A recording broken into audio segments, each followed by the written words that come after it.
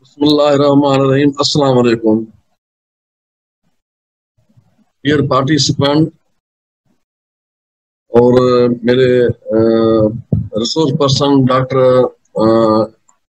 सदफ अकबर, सैयदा सदफ अकबर और मेरी तरफ से Abdul Fatah Shaikh, deputy director public सब कराची, और मेरे साथ टीम में कराची में बैठी हुई है मिस अफरीन तारिक राजा। आप सब पार्टिसिपेंट को फास्टिक की तरफ से मैं वेलकम कहता हूँ। इसमें सबसे पहले मैं आपको थोड़ा सा बता दूं कि हमारा ये जो सेशन होगा 4 सेशंस पे होगा, जिसमें पहले सेशन में इंट्रोडक्शन होगा, उसके बाद सेशन शुरू होगा, 5 मिनट का इंट्रोडक्शन होगा, उसके बाद सेशन शुरू होगा। उसके बाद सेकंड सेशन में वो रिसोर्स पर्सन कंटिन्यू करेगी, तीसरे सेशन में भी रिसोर्स पर्सन कंटिन्यू करेगी, चौथे सेशन में हमारे डायरेक्टर जनरल साहब वो क्लोजिंग सेशन में शरीक होंगे। उसके साथ आपको ये भी बता दूं कि इंशाल्लाह ताला आपको बाद में हम सर्टिफिकेट भी ऑनलाइन आपको भेज देंगे। इस सिलसिले मेरे प्यारे दोस्तों पार्टिसिपेंट, और मैं आप सबको और डॉक्टर सदफ अकबर को एक दफा फिर मैं वेलकम कहता हूँ। मैं थोड़ा सा फास्टिक के बारे में आपको बता दूं कि फास्टिक के फंक्शंस क्या हैं, फास्टिक कहाँ कहाँ उसके सेंटर्स हैं। तो मैं इस वक्त आपके साथ कराची से मुखातब हूँ, फास्टिक सब सेंटर कराची से मुखातब हूँ, और हमारी जो रिसोर्स पर्सन है वो भी कराची से ही है, उसका नाम डॉक्टर सदफ अकबर। हमारे नेशनल सेंटर इस्लामाबाद में और कायद आज़म यूनिवर्सिटी इस्लामाबाद कैंपस में हमारे दफ्तर है, उसके सब सेंटर हैं मुख्तलिफ प्रोविंशियल हेडक्वार्टर में, साथ है फैसलाबाद और आज़ाद कश्मीर में भी हमारे सब सेंटर काम कर रहे हैं। और फास्टिक का जो मकसद है या मैं आपको बता दूं कि फास्टिक के शॉर्ट फॉर्म फास्टिक क्या है। ये Pakistan scientific and technological information centre है। ये Pakistan science foundation, ministry of science and technology, federal government का एक इदारा है।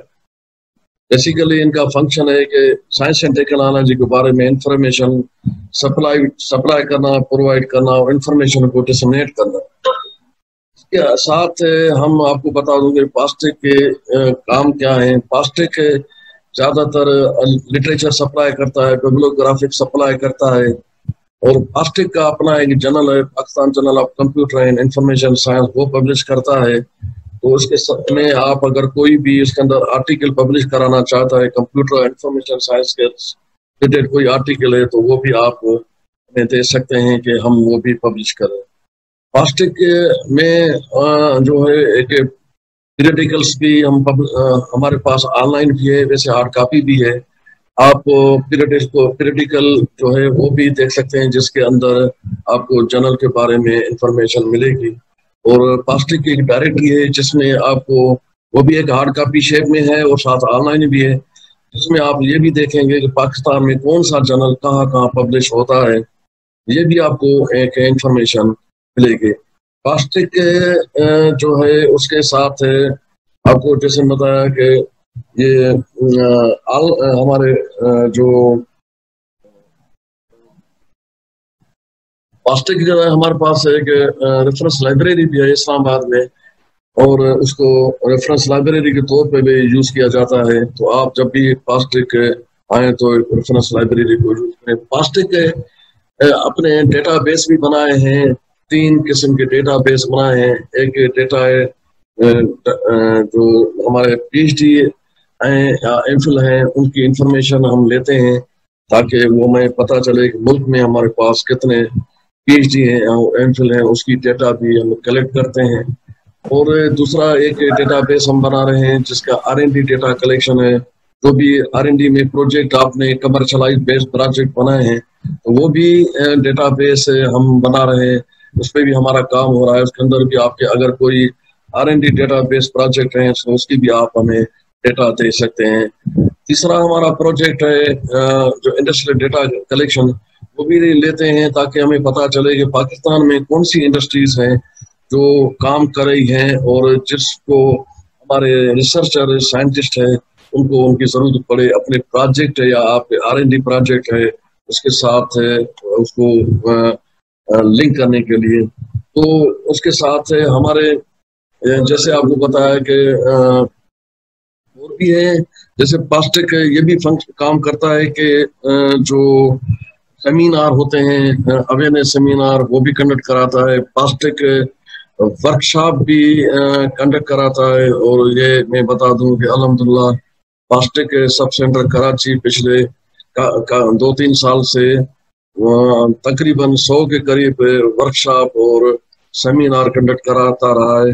और हम आपसे भी यही गुजारिश करते हैं कि आपको अगर किसी भी टॉपिक पे अब आपको रिसर्च में जिसमें आपको जरूरत हो कि हमें इस टॉपिक पे वर्कशॉप कंडक्ट कराएं तो ऑनलाइन भी हो सकता है।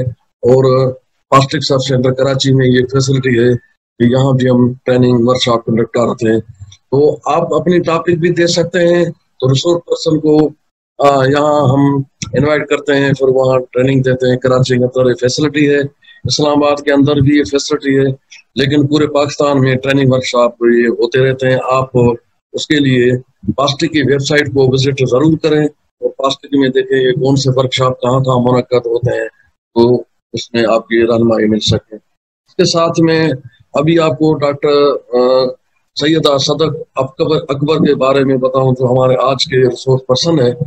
डॉक्टर सदक अकबर जो सदफ अकबर वो PhD हैं माइक्रोबायोलॉजी में और उन्होंने कराची यूनिवर्सिटी से PhD किया। वो मुख्तलिफ जगहों पे उन्होंने काम किया है और जैसे इस वक्त वो डॉक्टर सदफ अकबर हाशमानी ग्रुप के साथ अटैच में हैं। ये मुख्तलिफ सब्जेक्ट पे या मुख्तलिफ टॉपिक पे ये पेपर भी लिखती रहती हैं, मुख्तलिफ न्यूज़पेपर में, साथ टीवी चैनल पे भी अवेयरनेस प्रोग्राम कंडक्ट करती रहती हैं। और डॉक्टर सदफ अकबर जो है वो काफ़ी उन्होंने मुख्तलिफ अवार्ड भी हासिल किए हैं। और डॉक्टर सदफ अकबर ने काफ़ी जगहों पे काम किया है। डॉक्टर ईसा लैब में काम किया है, दादा भाई इंस्टीट्यूट में भी डॉक्टर सदफ अकबर ने एज ए प्रिंसिपल वहाँ भी एज काम किया है। तो डॉक्टर सदफ अकबर एक हमारे रिलेटेड वुमन है और आप उनसे जब भी किसी चीज में रहनुमाई हासिल करें तो ये आपके लिए रहनुमाई के लिए आपके हर वक्त हाजिर है। ये मैंने शॉर्ट इंट्रोडक्शन भी प्लास्टिक का कराया और डॉक्टर सैयदा सदफ अकबर का भी मैंने इंट्रोडक्शन कराया। इस वक्त मैं डॉक्टर सदफ अकबर को मैं जो शिफ्ट कर रहा हूँ, राइट शिफ्ट कर रहा हूँ, वो आपसे सिलसिले में बोलेगी।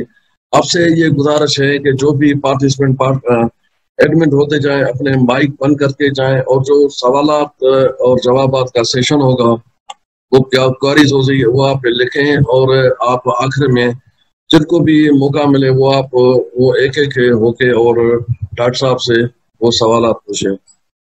मैं इस वक्त डॉक्टर सदफ अकबर को ट्रांसफर कर रहा हूँ। अब हम स्टार्ट करते हैं कि जैसे आज का हमारा जो टॉपिक है वो है राइटिंग अ रिसर्च पेपर, कि किस तरीके से जो है हमें एक रिसर्च पेपर या एक साइंटिफिक रिसर्च पेपर हमें राइट करना है कि वो उसको हम अच्छे तरीके से और एक हाईली इम्पैक्ट फैक्टर जर्नल में जो है उसको हम पब्लिश करवा सकें। तो सबसे पहले तो हमें ये चीज समझनी चाहिए कि व्हाट इज अ रिसर्च, कि रिसर्च क्या होती है और फिर उसको जो है राइट करना क्यों जरूरी होता है। देखिए रिसर्च जो है फर्स्ट ऑफ ऑल जो है रिसर्च एक ऑर्गेनाइज्ड एंड सिस्टमिक वे होता है of finding answers to our questions, कि हमारे जहन में या हमारे इसमें जो है कोई भी एक ऐसा सवाल होता है जिसके बारे में हमें जानना जरूरी होता है कि जो है दुनिया में या फिर साइंटिफिक वर्ल्ड में वो चीज क्यों हो रही है, और फिर हम उसके मुतालिक रिसर्च करते हैं और फिर उसको हम एक पूरा ऑर्गेनाइज्ड एंड सिस्टमिक वे में लेकर आते हैं। इसके बाद जो scientific paper is a written and publish report. अच्छा अब देखें, अब आपने अपने लैब के अंदर पूरा वर्क कर लिया, पूरा अपना साइंटिफिक वर्क आपने कंप्लीट कर लिया, लेकिन उसके बाद आप दुनिया वालों को पूरा जो है वर्ल्ड वाइड कैसे आप उस चीज को बताएंगे कि आपने जो है साइंस की दुनिया में या किसी भी फील्ड में आपने क्या क्या काम किया है। तो रिसर्च पेपर राइटिंग जो है इसके लिए बहुत ज्यादा इंपॉर्टेंट होता है कि आप जो है वो चीज दुनिया वालों को बताएं कि भाई हमने जो है ये वाला काम किया है। अच्छा, अब इसमें जो है मुख्तलिफ लोग मुख्तलिफ इसमें जो है, अच्छा अब इसमें जो है हमारे सबके पास जो है डिफरेंट रीजंस होते हैं कि वो क्यों जो है अपना जो है पेपर पब्लिश करवा रहे होते हैं। कुछ अपनी पीएचडी डिग्री के लिए करवा रहे होते हैं, क्योंकि देखें आजकल पीएचडी डिग्री के लिए भी आपके पास लाजमी एक इंटरनेशनल पब्लिकेशन होनी चाहिए। तो अब इसके बाद जो है what is your personal reason for publishing, के हम जो है पेपर क्यों पब्लिश कर रहे होते हैं। जैसे मैं बताया, कुछ लोग जो है अपनी पीएचडी थीसिस के लिए कर रहे होते हैं, कुछ लोग जो है फंडिंग हासिल करने के लिए कर रहे होते हैं, डिफरेंट जो है प्रोजेक्ट्स हासिल कर रहे होते हैं। इसके अलावा कुछ लोग जो है अपनी प्रमोशंस के लिए भी जो है रिसर्च पेपर राइट अप कर रहे होते हैं कि फिर आगे जाकर उनकी एमफिल से पीएचडी में जो है प्रमोशन होगी। उसके बाद उनकी आगे जाकर जैसे आप जब आप लेक्चरर होते हैं उसके बाद असिस्टेंट प्रोफेसर, फिर आप उसके बाद एसोसिएट प्रोफेसर, तो इन सब में आपको जो है रिसर्च पेपर, एक गुड रिसर्च पेपर रिक्वायर्ड होता है।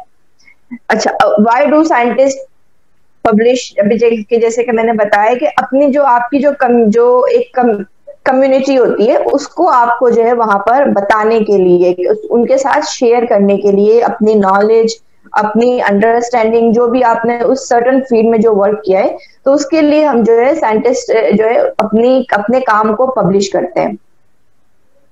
अच्छा, अब इसके बाद जो है डिफरेंट टाइप्स की राइटिंग स्टेजेस होती हैं कि सबसे पहले तो जो है आप में से अक्सर लोगों ने जो है आर्टिकल्स या फिर रिसर्च पेपर्स लिखे होंगे। तो सबसे पहले तो आपका जो है मूड में आना बहुत बहुत इंपॉर्टेंट होता है कि गेटिंग इन द मूड, कि हमें जो है हम जो है डेली इस चीज को जो है कल पर जो है पेंडिंग कर रहे होते हैं कि हम कल जो है लिखना शुरू करेंगे।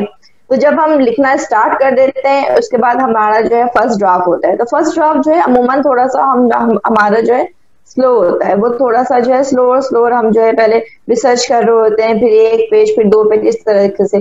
फिर जब हमारा राइटिंग प्रोसीजर कंप्लीट हो जाता है, देन रिवाइजिंग। जितनी बार आप उसको रिवाइज करेंगे उतनी बार आपका पेपर जो है इम्प्रूव होता जाएगा और उसमें मजीद जो है परफेक्शन आती जाएगी। इसके बाद जब आप फिनिशिंग अपने गोल पर पहुंच जाते हैं, now you have to achieve. अच्छा, इसके बाद एक चीज और भी बहुत ज्यादा इंपॉर्टेंट थी, the best strategy to learn to write is to write. सही ना, कि हमें लिखने के लिए क्या चीज सबसे ज्यादा सीखनी चाहिए, कि हमें लिखना आना चाहिए। कि हर चीज का जो है एक तरीका होता है, जिस तरीके से पढ़ना आता है इसी तरीके से लिखना आता है। हर कोई जो है कैपेबल नहीं होता कि वो कोई आर्टिकल लिख सके या वो कोई साइंटिफिक रिसर्च पेपर लिख सके। ये भी एक तरह का आर्ट होता है। तो इसमें जो है हमें अपने आप को जो है परफेक्ट करना है कि हमें एक साइंटिफिक आर्टिकल जो है हम लिखें। अच्छा, अब इसमें जो है इसके बाद इंपॉर्टेंट चीज होती है जर्नल सिलेक्शन, कि हमने अपना आर्टिकल लिखना है तो उससे पहले हमें जो है जर्नल सिलेक्ट करना चाहिए। Should be done prior to writing manuscript, research paper लिखने से पहले, क्योंकि देखिए हर जर्नल का जो है अलग जो है क्राइटेरिया होता है। उसका जो है रेफरेंसिंग स्टाइल अलग होता है, उसका एक पूरा एब्स्ट्रैक्ट का स्ट्रक्चर, कुछ के जो है स्ट्रक्चर में होते हैं, कुछ के विदाउट स्ट्रक्चर होता है, कुछ का जो है पूरा जो है उसका पैटर्न चेंज होता है।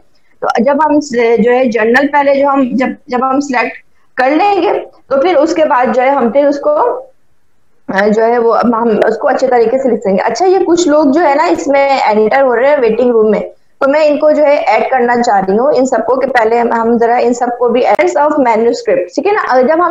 जब भी हम कोई साइंटिफिक रिसर्च पेपर लिखने जा रहे होते हैं, उसके कौन से मैन्युस्क्रिप्ट के स्टेप्स होते हैं। देखिए, सबसे पहले तो जो इसके बेसिकली 8 स्टेप्स होते हैं।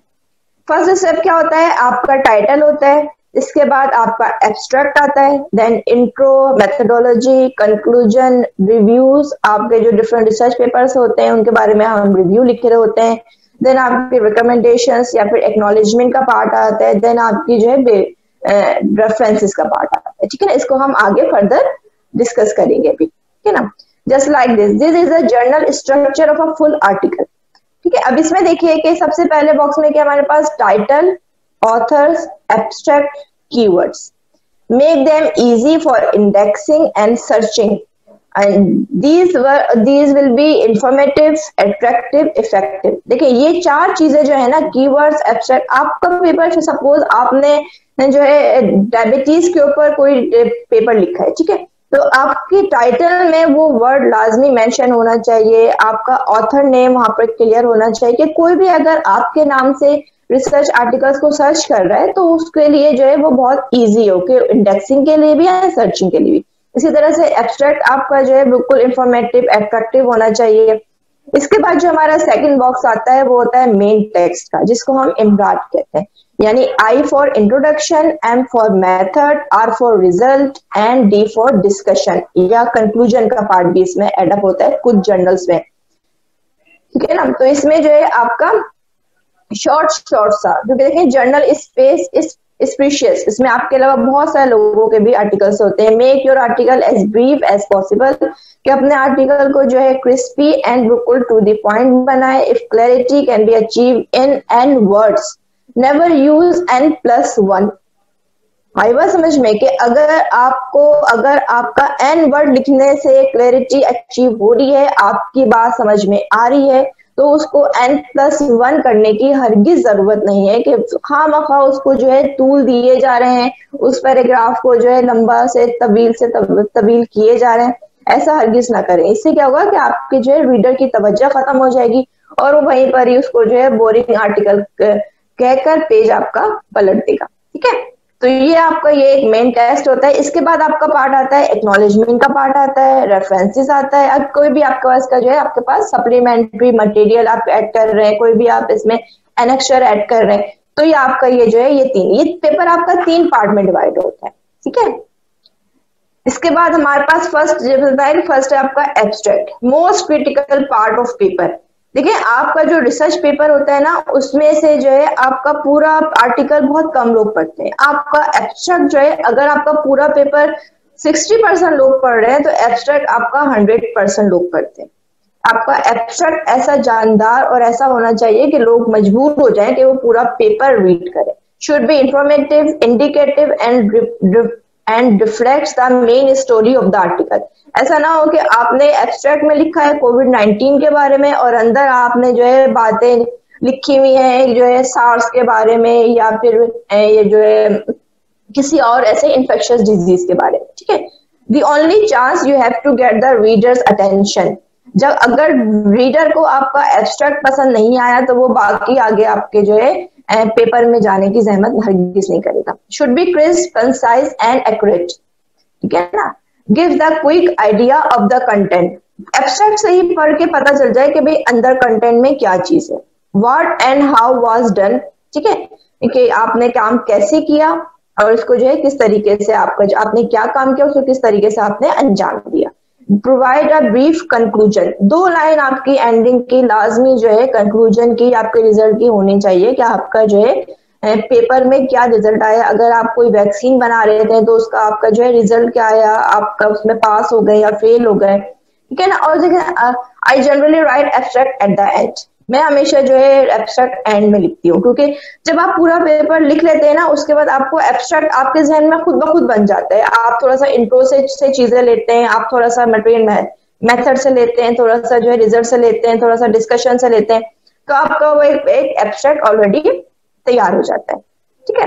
अच्छा, एब्स्ट्रैक्ट में क्या चीजें नहीं होनी चाहिए? Should not contain lengthy background information, वो उसके लिए आपका इंट्रो का पार्ट मौजूद है।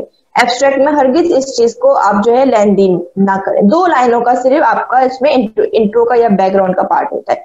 References to other literature, it should not be content, references नहीं होते हैं एब्स्ट्रैक्ट में। एब्रिविएशंस और terms that may be confusing to others, ऐसी चीज या ऐसे टर्म्स उसको उसमें एडअप ना करें जिससे जो है एब्स्ट्रैक्ट आपका जो है बहुत ज्यादा कंफ्यूजिंग हो जाए या फिर रीडर की समझ में ना आए। Any sort of illustration, figure, table, references to them, ठीक है ना। एब्स्ट्रैक्ट आपका जो है प्योर सिर्फ 1 पैराग्राफ का without any figure, table, any picture आपका जो है वो एब्स्ट्रैक्ट होना चाहिए। अच्छा, क्या चीजें किस तरीके से हमें एब्स्ट्रैक्ट लिखना होता है? फर्स्ट टेक की फ्रेजेस, अभी जैसे कि मैंने बताया कि हर पार्ट से थोड़ा थोड़ा सा आपको जो है ईच सेक्शन में से की फ्रेजेस ले लें। जैसे इंट्रो में से आपने छोटी सी 2 लाइनें आपने पिक कर ली और put them in a sequence with summarise the paper, ठीक है ना। और फिर उसको आपने जो है वहां पर एक सीक्वेंसिंग फॉर्म में, कि आपका जो है इंट्रो ये था, उसके बाद आपका आपने मेथोडोलॉजी इस तरह से की, फिर आपका रिजल्ट ये आया, देन आपका डिस्कशन ये हुआ, देन कंक्लूजन। टोटल आपका 6-7 लाइनों में जो है एब्स्ट्रैक्ट कंप्लीट हो गया। Then set about revising to make it all cohesive and clear. Revising तो आपको पेपर में अपने हर स्टेप पर बार बार करनी है ताकि आपका पेपर हर तरीके से परफेक्ट हो जाए। इट्स अ एग्जाम्पल, ठीक है ना। अब लाइक हेपेटाइटिस बी पर हमने एक आर्टिकल लिखा, उसके देखिए अभी जैसे कि मैंने आपको शुरू में बताया था कि हर पेपर का, हर जर्नल का फॉर्मेट अलग अलग होता है। कुछ का जो है आपको इसमें एब्स्ट्रैक्ट स्ट्रक्चर फॉर्म में होता है कि आपको जो है बैकग्राउंड लिखना है, ये means introduction, methodology, result, conclusion, ठीक है। ये आपका जो है पूरा एब्स्ट्रैक्ट आ गया। कुछ जो है आपको इसमें जो है आपके हेडिंग्स उन लोगों को उन जर्नल्स को रिक्वायर्ड नहीं होती है, वो सिर्फ प्लेन आपका जो है एब्स्ट्रैक्ट होता है विदाउट एनी हेडिंग। लेकिन इस तरीके से आपको जो है इतने से शॉर्ट में और चीजों में आपका ये जो है एब्स्ट्रैक्ट कंप्लीट होता है। लैंग्वेज किस तरीके से आपको अपनी यूज करनी है, कौन सा, कुछ लोग जो है पेपर में जो है प्रेजेंट और पास्ट फ्यूचर सबको मिक्स कर देते हैं। प्रेजेंट एंड पास्ट इसमें हम जो है लैंग्वेज यूज कर रहे होते हैं किसी भी रिसर्च पेपर। अच्छा, आपको जो है इसमें टेंस में आपको जो है आपका रिजल्ट होता है, ठीक है ना। आपका जो है ये डेटा कलेक्शन है, मेथड है, मेथड एनालिसिस है, आपका ये तमाम चीजें जो है आपका पास्ट टेंस में होता है, ठीक है। इसके बाद for referring to work done by others literature, कि आप अगर किसी और का काम ऐड कर रहे हैं तो वो तमाम चीजें आपकी जो है वो आपकी पास्ट टेंस में जाती है, जो काम आप कर चुके हैं। हाँ, अगर आप जो है उसमें अपनी कोई सजेशन ऐड कर रहे हैं, कोई भी ऐसी चीज आप इंडिकेट कर रहे हैं कि हमें जो है प्रेजेंट वर्क में ये काम अभी आगे करना है, या हमें जो है इस तरह की आपकी कोई अगर सजेशन है तो वो आपकी जो है प्रेजेंट टेंस में आती है। अच्छा, टाइटल जो है आपका, टाइटल जो होता है वो किसी भी पेपर का जो है बैकबोन होता है, ठीक है ना। आपका जो अगर गुड टाइटल होगा तो वो फौरन ही जो है तो रीडर्स की नजरों में आएगा और उसको जो है वो इजिली पिकअप कर सकेंगे। इट और फिर आपका जो है जो टाइटल होता है वो आपका कंटेंट और जो आपका उसमें जो है मेन चीज होती है उसके जो है उसको क्या कहना चाहिए कि रिफ्लेक्ट कर रहा हो उसको, ठीक है ना। और फिर attracts the readers attention, it decides whether article is worth reading और will get attention of the reader.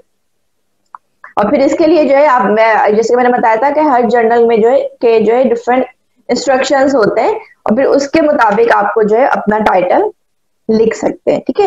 Like just a good title, good title में देखें इसमें इन्होंने जो है बहुत ज्यादा जो है डिटेल दे दी है, ठीक है। ये तमाम चीजें इसमें से कोई भी अगर आपके पास कीवर्ड इसको आप पिक करना चाहें तो आप आराम से कर सकते हैं।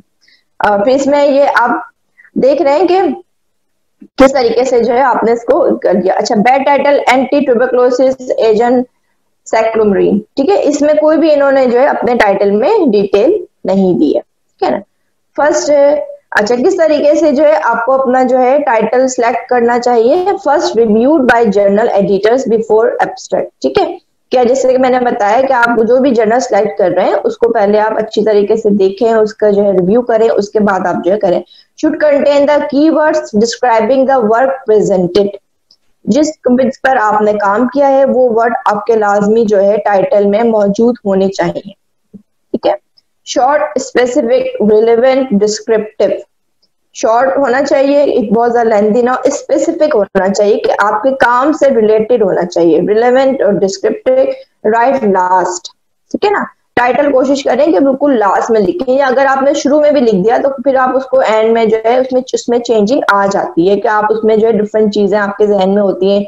जब आप पूरा पेपर राइट कर लेते हैं ना तो बहुत सारी चीजें हमारे जहन में ऐसी आ रही होती है। जैसे कुछ लोग अगर एब्स्ट्रैक्ट पहले लिख लेते हैं तो अक्सर औकात कुछ लोग जो है end of the paper abstract उनको वो जो है चेंज भी कर लेते हैं या फिर उनको जो है उसमें डिफरेंट मॉडिफिकेशंस भी करनी पड़ जाती है अपने पेपर के लिहाज से।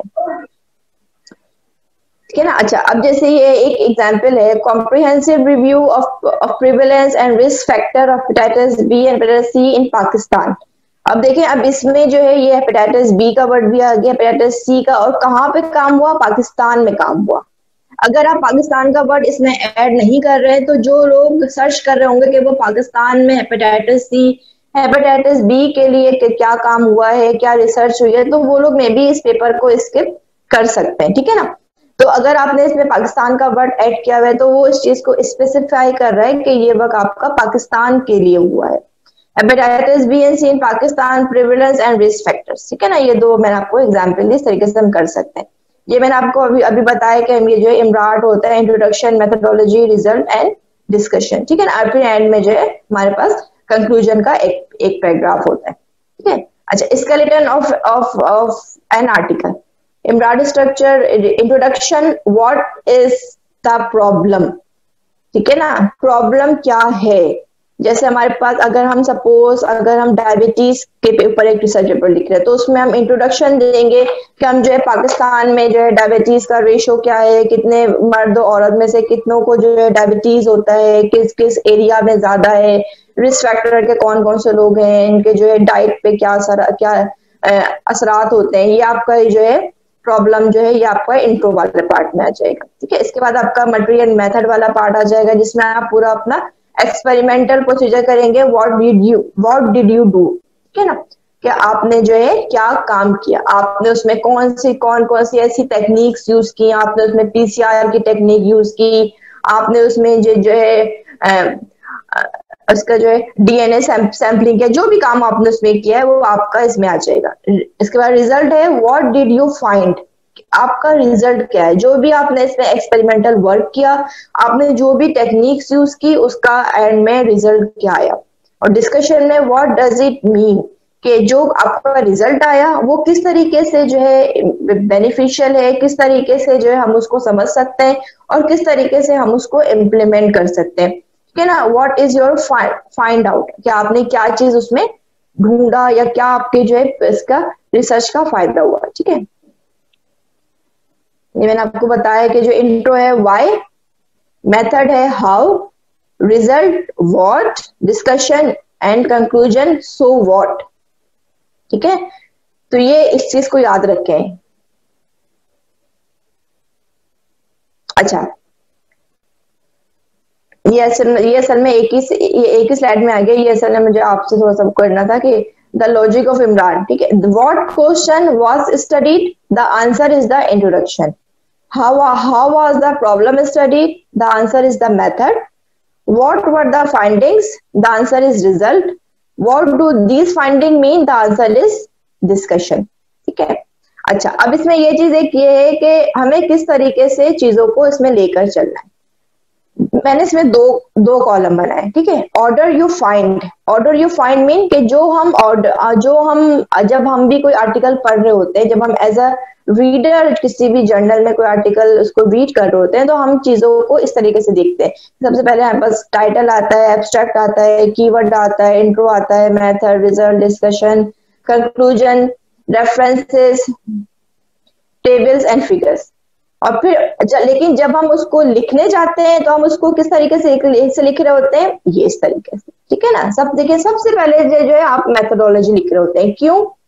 क्योंकि मेथोडोलॉजी एक ऐसी चीज है कि उसमें आप जो है ना अपने डेस्क पर, अपनी बेंच वर्क पर जब आप काम कर रहे होते हैं ना, उसमें बहुत सारी चीजें ऐसी होती हैं कि हम डे टू डे अपना वर्क कर रहे होते हैं, बहुत सारी चीजें हमारे माइंड से स्किप हो जाती हैं कि हमें एंड ऑफ द वर्क या जब हम अपना वर्क क्लोज कर लेते हैं और जब हम रिसर्च पेपर लिखने बैठते हैं तो हमारे जहन से बहुत सारी चीजें स्किप हो जाती हैं। हमें याद नहीं रहता कि हमने जो है ड्यूरिंग मेथोडोलॉजी पीरियड या ड्यूरिंग प्रैक्टिकल पीरियड हमने इसमें कौन कौन सी चीजें बनाई, हमने ऐसे कौन सा एंजाइम इसमें जो है किया, हमने कौन सी जो है ऐसी टेक्निक इसमें वो की, वो चीजें आपके जहन से स्किप हो जाती हैं। तो इसीलिए सबसे पहले जो है मेथोडोलॉजी लिखे। ठीक है ना। उसको आप भले एक रफ फॉर्मेट में लिख लें, बाद में उसको जो है आप अच्छी तरीके से उसको जो है फॉर्मेट कर लें, लेकिन मेथोडोलॉजी का पार्ट आपका जो है एक डेली पार्ट होना चाहिए कि डेली आप उसको अपनी डायरी में नोट करते जाएं ताकि आपके जहन से कोई भी स्टेप स्किप ना हो।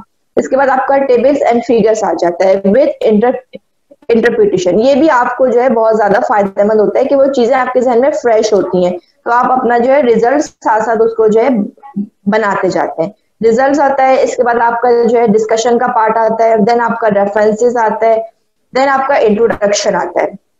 जब आपके पास रिसर्च पेपर्स आपके पास कंपाइल हो जाते हैं, फिर आप बैठकर जो है इसका इंट्रो लिखते हैं, देन आपका एब्स्ट्रैक्ट आता है। ठीक है, ये तमाम चीजें कंप्लीट कर ली, देन आपने इसमें से छोटे छोटे से पॉइंट्स लेके देन आपने इसको एब्स्ट्रैक्ट अपना कंप्लीट कर लिया, देन आपका टाइटल, कंक्लूजन एंड कीवर्ड्स। तो इस तरीके से हमें इस फॉर्म में नजर आता है, लेकिन जो पेपर लिख रहा है वो पेपर इस तरीके से राइट करता है। ठीक है, अच्छा, इसके बाद स्टेप आता है इंट्रोडक्शन का।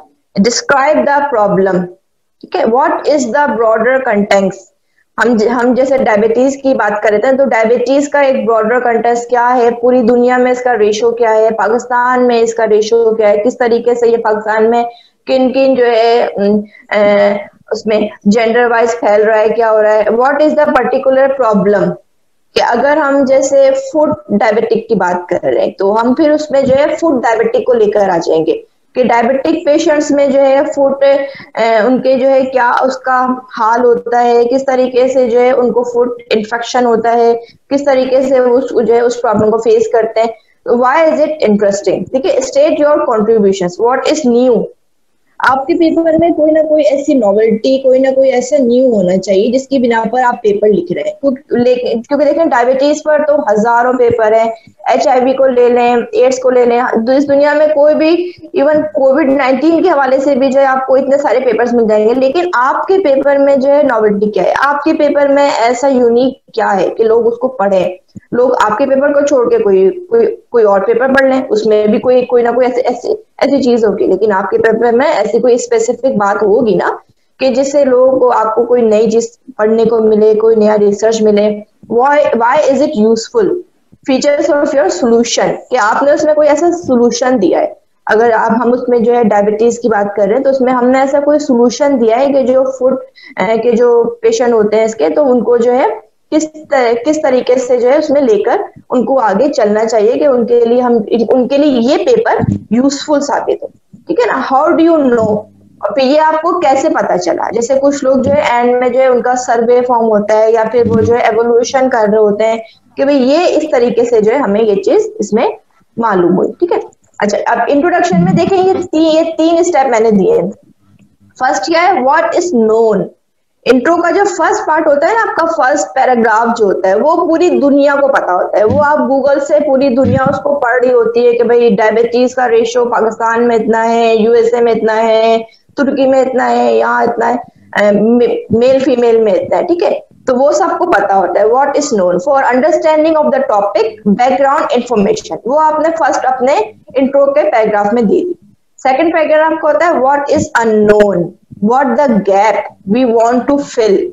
हम उसमें जो है डायबिटिक के उसमें जो है हमारा रिसर्च क्या है, हम उसमें क्या चीज एडअप करने जा रहे हैं कि हमारे पेपर से आपको ये पढ़ने को, ये नया इल्म हासिल करने को मिलेगा। ठीक है ना, इसके बाद थर्ड पार्ट क्या है, how and why should we fill the gap. Third, ये इंट्रो के तीन पार्ट है। इंट्रो का फर्स्ट पार्ट क्या है, व्हाट इज नोन, जो पूरी दुनिया को पता है। सेकंड क्या है, व्हाट इज अननोन, कि जो अभी पूरी दुनिया को नहीं पता, जो हम उनको बताने जा रहे हैं। थर्ड क्या है, how and why should we fill the gap. इसमें हम जो है रैशनल स्टडी करते हैं, पर्पस, हाइपोथेसिस। ठीक है ना, कि हम इस तरीके से जो है अपनी जो है इंट्रो को लेकर चलेंगे। Moving from very general to very specific, ये जो हेडिंग मैंने ये डाली अंडरलाइन, ये इंपॉर्टेंट है। मूविंग फ्रॉम वेरी जनरल के वेरी जनरल के जो है गूगल से भी आपको तमाम मिल गए। फिर वेरी स्पेसिफिक के मीन्स ये चीज सिर्फ आपको आपके पेपर में ही मिलेगी, किसी और पेपर में या गूगल पे सर्च करने से नहीं मिलेगी। ठीक है, अच्छा, अब ये मैंने एक एग्जाम्पल ऐड किया। ठीक है, introduction structure, what is the general problem. जैसे सपोज हम जिंक के बारे में लिख रहे हैं, zinc plays a critical role in many biochemical functions, ये पूरी दुनिया को पता है। ठीक है, what is the specific problem और कंट्रोवर्सी, इट्स सिग्निफिकेंस, कि हम जो है उनको बताने जा रहे हैं कि स्पेसिफिक प्रॉब्लम क्या होती है और इसकी सिग्निफिकेंस क्या है। ठीक है, इसके बाद what our hypothesis question and how will we answer them, ठीक है ना। ये उसी के टू क्लेरिफाई द, हम उसमें जो है क्लेरिफाई कर रहे हैं कि जो है जिंक का लेवल जो है मदर्स डाइट में और जो है इसमें प्रेगनेंसी के दौरान ये होता है, ठीक है। Our objective was to determine if zinc supplementation was associated with higher birth weight, ठीक है, ये हमारा ऑब्जेक्टिव था। फिर हमारी finding will have to provide, हम जो है इस चीज को हम दुनिया के सामने लेकर आएंगे, ठीक है। ये मैंने आपको एक एग्जांपल दी कि हमें किस तरीके से इंट्रो को लेकर चलना है। Then we move to methodology, ठीक है। अच्छा, मेथोडोलॉजी का जो है कुछ लोग बहुत ज्यादा कोशिश करते हैं कि वो इतना मुश्किल से मुश्किल बना दें कि कोई दूसरा फर्द तो वो उस मेथोडोलॉजी को यूज कर ही ना सके। इवन जब मैं पीएचडी कर रही थी उस टाइम जो है मैंने जो है बिल्कुल बहुत सारे पेपर्स मुझे, क्योंकि मुझे जो है अपना पैरासाइट को मुझे जो है कल्चर करना था, तो उसमें मुझे जो मुझसे रिलेवेंट पेपर्स थे जो मेरे काम से रिलेटेड, क्योंकि मैंने ब्लास्टोसिस्टिस होमिनिस पर मैंने जो है पीएचडी की, तो उसको मुझे कल्चर करने में, क्योंकि पैरासाइट को कल्चर करना इज वेरी डिफिकल्ट टास्क, तो लेकिन मुझे जो खुशकिस्मती से जो मुझे रिसर्च पेपर मिले उन्होंने मेथोडोलॉजी का पार्ट इतना क्लियर था उनका कि मैं आराम से मैंने जो है उसको उसमें अपनी कंट्री वाइज अपने मैंने जो है टेम्परेचर वाइज कुछ फर्दर जो है मॉडिफिकेशन के बाद मैंने अपना जो है टारगेट अचीव कर लिया। तो आपको जो है देखिए, no if you make the paper too easy to read everyone will know how to got the result, ऐसा नहीं करना। You are not expected to do it, आपको अपना मेथोडोलॉजी का पार्ट एकदम क्लियर क्रिस्प बनाना है ताकि कोई और भी आपके उससे जो है आपके इल्म से आपकी रिसर्च से जो है फायदा उठा सके। मेथोडोलॉजी का पार्ट जो है most important part of the manuscript, जो आपकी टेक्निकलिटी को जो है, जो आपके टेक्निकल वर्क को जो है डिस्क्राइब कर रहा होता है कि आपने किस तरीके से लैब में काम किया, कौन से आपने जो है इसमें टेक्निक्स को जो है इम्प्लीमेंट किया, ठीक है। Give as much detail that reader can replicate the study, उसको इतनी उसमें जो है अगर आप कोई डीएनए एक्सट्रैक्शन करने जा रहे हैं तो आपने इसमें कौन सा प्राइमर यूज किया, आपने उसमें कौन सी जो है ऐसी चीजें यूज की कि वो आराम से जो है वो उसको जो है वो उस सैंपल का जो है वो आराम से डीएनए एक्सट्रैक्शन कर सके। इतना उसको जो है क्लियर आप मैसेज दें। The most easily written section, सबसे ये इंपॉर्टेंट पार्ट भी होता है लेकिन मोस्ट इजली, क्योंकि इसमें आपको कहीं से कॉपी नहीं करना होता, कहीं से आपको जो है इसमें टेंशन नहीं होती कि इसमें क्या लिखो, इसमें आप जो कर रहे हैं वो लिखिए। जो आपने अपना बेंच वर्क काम किया, जो आपने अपने जो है लैब में पूरा दिन गुजारा, उसको आप इस कहानी की फॉर्म में आपने लिख देना है कि पहले मैंने ये स्टेप किया, पहले मैंने सेंट्रीफ्यूज किया, देन मैंने उसको जो है डीएनए एक्सट्रैक्ट किया, देन मैंने उसका जो है जेल इलेक्ट्रोफोरेसिस किया, फिर मैंने ये स्टेप किया, ठीक है। 30% of rejection is related to the flaws in this section, कि ना कि मैंने आपको शुरू बताया ना कि आपका जो मेथोडोलॉजी का पार्ट होना चाहिए वो एकदम ऑथेंटिक होना चाहिए, कि उसमें कोई भी जो है रॉन्ग इन्फॉर्मेशन नहीं जानी चाहिए, क्योंकि अगर उसमें रॉन्ग इन्फॉर्मेशन होगी, क्योंकि वो पार्ट जो है ना ऐसा होता है कि उसमें आपके जो है ग्रामेटिकल एरर भी हो सकती है, आप उसमें बहुत सारी चीजों को जो है प्रेजेंट टेंस में लिख सकते हैं, वो आपका पास्ट टेंस होता है। मेथोडोलॉजी हमेशा आपके पास्ट टेंस में जाएगी कि हमने ये काम किया था। प्रोवाइड इनफ इंफॉर्मेशन टू, ये मैंने बताया, ठीक है ना। डेटा कलेक्शन मेथड होता है, ठीक है। अगर जैसे सपोज अगर आपको कहीं से डेटा कलेक्ट करना है तो आपका स्टडी डिजाइन क्या है, कि आप उसमें कौन सी जो है स्टडी को डिजाइन कर रहे हैं, कि आपको जो है जेंडर वाइज किसको लेना है, फीमेल मेल चिल्ड्रन किसको, आपका एज, उस एज रेशो क्या है, एरिया रेशो क्या है, यानी कि आपको अपना सैंपल या स्टडी डिजाइन करना है, ठीक है ना। इसके बाद आपकी स्टडी सेटिंग होती है कि कितने से कितने एज फैक्टर के आप लोगों को लेंगे, आपका जो है सीजनल पैटर्न क्या होगा, आप विंटर के जो है मौसम में लेना चाह रहे हैं, समर में लेना चाह रहे हैं, और फिर इसके बाद आपका सैम्पलिंग मेथड होता है कि किस तरीके से जो है आप चीजों को जो है वहां पर सैम्पलिंग मेथड कर रहे हैं, कि आपको अगर जैसे कि सपोज अगर आपको जो है पोल्ट्री वर्क करना है तो उसमें आपका जो है सैम्पलिंग मेथड क्या होना चाहिए, किस तरीके से आपको जो है पोल्ट्री के सैंपल्स पर या फिर पोल्ट्री के फीकल सैंपल्स पर वर्क करना है, या फिर अगर जो है पोल्ट्री के आपको ब्लड सैंपल पर वर्क करना है, ठीक है। अच्छा, ये वाला स्टेप इंक्लूजन एंड एक्सक्लूजन ये मैं आगे आपकी स्लाइड में बताऊंगी, ठीक है। इसके बाद है रिसर्च इंस्ट्रूमेंट, कि आप मीन्स आप इसमें कौन कौन से रिसर्च इंस्ट्रूमेंट यूज कर रहे हैं, कौन कौन से आप ऐसे इक्विपमेंट यूज कर रहे हैं कि जो आपके लिए मेथोडोलॉजी में यूजफुल साबित होंगी। देन इसमें एक एथिकल पार्ट आता है कि सपोज अगर आप जो है हेपेटाइटिस के या फिर किसी भी जो है डिजीज में डायबिटीज के सपोज कर लें, उसमें उसके अगर आप पेशेंट का ब्लड सैंपल ले रहे हैं तो उसके लिए भी एक आपको एथिकल कमेटी से अप्रूवल लेनी होती है कि आप उन पेशेंट्स की जो है रजामंदी से आप उनका सैंपल ले रहे हैं और ये सैंपल आप सिर्फ अपने रिसर्च पर्पस के लिए ही यूज करेंगे और किसी और पर्पस के लिए इन सैंपल्स को यूज नहीं किया जाएगा। तो ये पूरा आपकी जो यूनिवर्सिटी में या आपके जो है किसी भी ऑर्गेनाइजेशन में ये एक एथिकल कमेटी हर जगह मौजूद होती है, तो वो आप उनसे जो है एक लेटर अपने पास हासिल कर सकते हैं। उसके बाद आपका जो है एनालिसिस का इसमें जो है पार्ट होता है, किस तरीके से आप अपने काम को जो है एनालिसिस कर रहे हैं। ठीक है,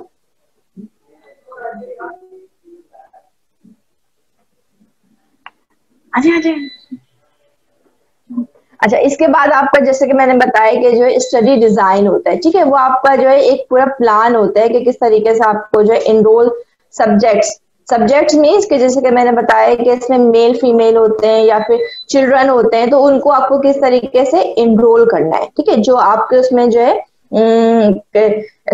टारगेट पॉपुलेशन जो जिसे हम कहते हैं। इसके बाद कलेक्ट डेटा फिर आपके पास जो है एनालिसिस होता है। ठीक है, अच्छा ये अभी तक लोग जो है हमारे पास आ रहे हैं तो मैं इनको अभी भी जो है एडमिट ऑल कर रही हूँ ताकि आते जाए। ठीक है, अच्छा इसके बाद आपका जो है इंक्लूजन क्राइटेरिया। ठीक है, इंक्लूजन क्राइटेरिया मीन्स क्या होता है कि हम जो है अपने हर पेपर का एक जो है क्राइटेरिया होता है। हम अपने पेपर में हर किसी को ऐड या हम हर किसी को जो है सब्जेक्ट नहीं बनाते। अगर सपोज अगर हम डायबिटिक पेशेंट पे काम कर रहे हैं तो अगर हम उसमें मेल फीमेल में पे काम कर रहे हैं, हम बच्चों में काम नहीं कर रहे हैं। ठीक है, तो उसमें हम जो है अपने उसमें एक एज रेंज बना लेंगे कि हम जो है सिर्फ जो है 20 से 40 ईयर्स तक के लोगों को हम अपने जो है इसमें रिसर्च में ऐड कर रहे हैं, बाकी हम आगे या पीछे नहीं जाएंगे। इसके बाद हम जो है एक जेंडर को एक कर लेते हैं कि हम सिर्फ जो है ये हमारा काम जो है सिर्फ मेल के ऊपर होगा, हम फीमेल के जो है साथ में जो है ये वर्क ये नाकाम नहीं कर रहा है। इसके बाद कोई भी ऐसा स्पेशल कैरेक्टरिस्टिक्स हो सकता है related to the condition you are investigation. अगर जैसे मैंने बताया कि हम जैसे अगर डायबिटिक के ऐसे मरीजों पर काम कर रहे हैं जिनको फूड डायबिटिक की जो है प्रॉब्लम हो जाती है, तो हम जो है ऐसे वो हमारे जो है टारगेट सब्जेक्ट होगा तो हम उनको लेंगे। ठीक है, वो हमारा होगा इंक्लूजन क्राइटेरिया। देन होता है एक्सक्लूजन क्राइटेरिया। इसमें हम जो बहुत ज्यादा सिवियरली इल पेशेंट्स हैं, जो उनको बहुत ज्यादा ऐसी कोई बीमारी है कि जो हमारे रिसर्च में जो है किसी ना किसी किस्म की रुकावट हो सकती है कि उसका जो है उन पेशेंट का रिजल्ट सही तरीके से ना आए कि ना, तो उनको हम इसमें एक्सक्लूड कर देते हैं। प्रेजेंस ऑफ अदर डिजीजेस के हमें जो है सिर्फ डायबिटिक पेशेंट नहीं चाहिए, हमें जो है उसके साथ साथ HIV के पेशेंट नहीं चाहिए, हमें उसके साथ साथ कोई और ऐसे जो है हार्मोनल डिजीज में जो है मुब्तला लोग नहीं चाहिए, टू ओल्ड और टू यंग। ठीक है ना, क्योंकि ऐसे लोग के अंदर जो है डिफरेंट अदर कोई ना कोई ऐसी जो है कोमॉर्बिड डिजीज या कोई ना कोई ऐसी जो है प्रॉब्लम्स चल रही होती है जिसकी वजह से हमारे रिजल्ट डिस्टर्ब हो सकते हैं। तो हमारा inclusion criteria and exclusion criteria भी बिल्कुल एक वो होना चाहिए जो हमें मालूम हो। इसके बाद एथिक्स का मैंने आप लोगों को बताया पूरा भी कि जो है when ever the research took place with the patients under undue risk. ठीक है ना, कोई भी पेशेंट का हम सैंपल ले रहे हैं तो वो आपका जो है एक एथिक्स होते हैं कि आपको उसको जो है इन्फॉर्म करना है, fully inform about the nature of the study. Subjects आपका कौन है? आपका पेशेंट, जिससे जो आपके टारगेट ऑडियंस हैं, जिनको आपको जिनका सैंपल लेना है। अगर आप ब्लड सैंपल ले रहे हैं तो उनको वो आपके सब जो है सब्जेक्ट्स हैं। ठीक है ना, तो इस तरीके से आपको जो है पूरा एक इन्फॉर्म्ड कंसेंट फॉर्म होता है जो आपको तमाम पार्टिसिपेंट से फिल करवाना होता है और फिर वो एथिकल कमेटी उसको जो है पूरा अप्रूव करती है। Obtain ethical permission from your local ethical committee. अच्छा, इसके बाद स्टेज आ जाती है आपके रिजल्ट की। की तरफ, ठीक है ना, कि किस तरीके से हमें जो है रिजल्ट्स को करना है। अच्छा, रिजल्ट्स में भी जो है आपके देखे पार्टिसिपेंट्स, जैसे कि मैंने बताया कि, और फिर इसके बाद आपका जो है descriptive data, outcome data, main result, other relevant analysis, ठीक है, ये तमाम चीजें आपके इसमें जो है एड अप होती हैं। पार्टिसिपेंट्स का मैंने बताया कि जो है इसमें आपका जो है रिस्पांस रेट क्या है, लॉस्ट इन फॉलो अप क्या है, रीजन ऑफ नॉन पार्टिसिपेंट, कि आपके उसमें जो है पार्टिसिपेंट्स कौन थे, कि आपके मेल फीमेल थे, जेंडर वाइज क्या था, एज वाइज क्या आपने जो है रेशियो लिया, आपका जो है इंक्लूजन क्राइटेरिया क्या था, एक्सक्लूजन क्राइटेरिया क्या था, ठीक है ना, और रीजन ऑफ नॉन पार्टिसिपेशन, कि अगर आपने जो है किसी से कहा, उसने जो है सैंपल नहीं वो किया, तो उसका जो है उनकी जो है पार्टिसिपेशन नहीं करने का रीजन क्या था, तो ये सब आपके इसमें आ जाएगा, ठीक है। ये भी जो है आपके जो है एक पैराग्राफ में 2-2, 3-3 लाइंस होती हैं जिनके अंदर आपको इसको जो है अपना यू हैव टू फिल। इसके बाद डिस्क्रिप्टिव डेटा आपका आ जाता है, ठीक है। कैरेक्टरिस्टिक ऑफ पार्टिसिपेंट्स, इसमें आपका जो है डेमोग्राफिक उनका जो है वो इंफॉर्मेशन आ जाएगी, क्लिनिकल और सोशल, मीन्स के डेमोग्राफिक मीन्स क्या वो किस एरिया से उनका ताल्लुक है। अगर जैसे आपने जो है सपोज आपने जो है कराची के कुछ एरिया से जो है आपने डायबिटिक पेशेंट्स के सैंपल लिए हैं, तो आपने जो है मलीर के एरिया से लिए हैं, या आपने जो है नाजाबाद के एरिया से लिए हैं, कौन किस एरिया से आपने सैंपल लिए, और फिर उनका जो है क्लिनिकल उनकी जो है उनकी कैरेक्टरिस्टिक्स क्या थी, कि वो एडमिटेड पेशेंट्स थे, ओपीडी के पेशेंट्स आपने लिए थे, या वो होम अपनी जो है उसमें थे, क्या कहना चाहिए कि होम रेस्टिंग पे थे, ठीक है। इसके बाद उनका जो है सोशल बैकग्राउंड क्या था, इवन के वो जो है एक हायर क्वालिटी से जो है वो जो है बिलोंग कर रहे थे, या वो जो है एक लोअर मिडिल क्लास से उनका ताल्लुक है। देखिए ये सब चीजें भी जो है आपके रिसर्च पे, आपके रिजल्ट पर जो है मैटर कर रही होती है। जैसे बहुत ज्यादा अगर जैसे हम उसकी बात करें तो जैसे हाई अपर क्लास के जो लोग होते हैं, अगर उनको कोई ऐसा डायबिटिक फुट इन्फेक्शन हो जाता है या कोई ऐसा, तो उसकी ट्रीटमेंट वो बेहतर तरीके से अंजाम दे सकते हैं बनिस्बत लोअर क्लास के, कि उनके पास इतनी फैसिलिटीज नहीं होती हैं, उनके पास इस तरह के जो है इंतजामात नहीं होते हैं कि वो अपने जो है उस जख्म को या उस चीज की जो है बेहतर ट्रीटमेंट कर सकें। तो ये चीजें भी जो है आपके उस पे रिजल्ट पर असरअंदाज होती हैं, ठीक है। इसके बाद आपका आउटकम डेटा आ जाता है, जिसमें आप जो है अपना पूरा statistics of event in each group, ठीक है। इसमें आपका जो है अगर जेंडर वाइज है तो आप उसमें जो है जेंडर वाइज आपका एक अलग से जो है आपका टेबल बनेगा, आपका ग्राफ बनेगा।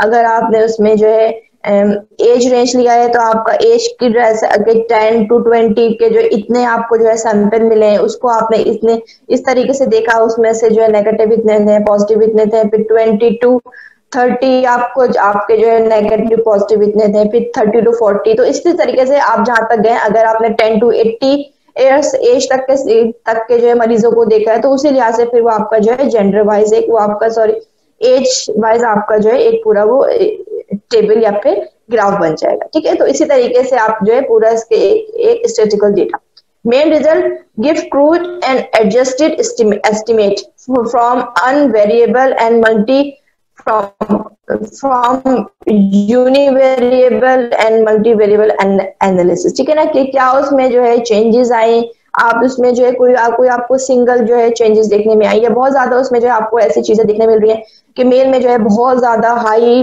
पीक पर जो है वो आपका वो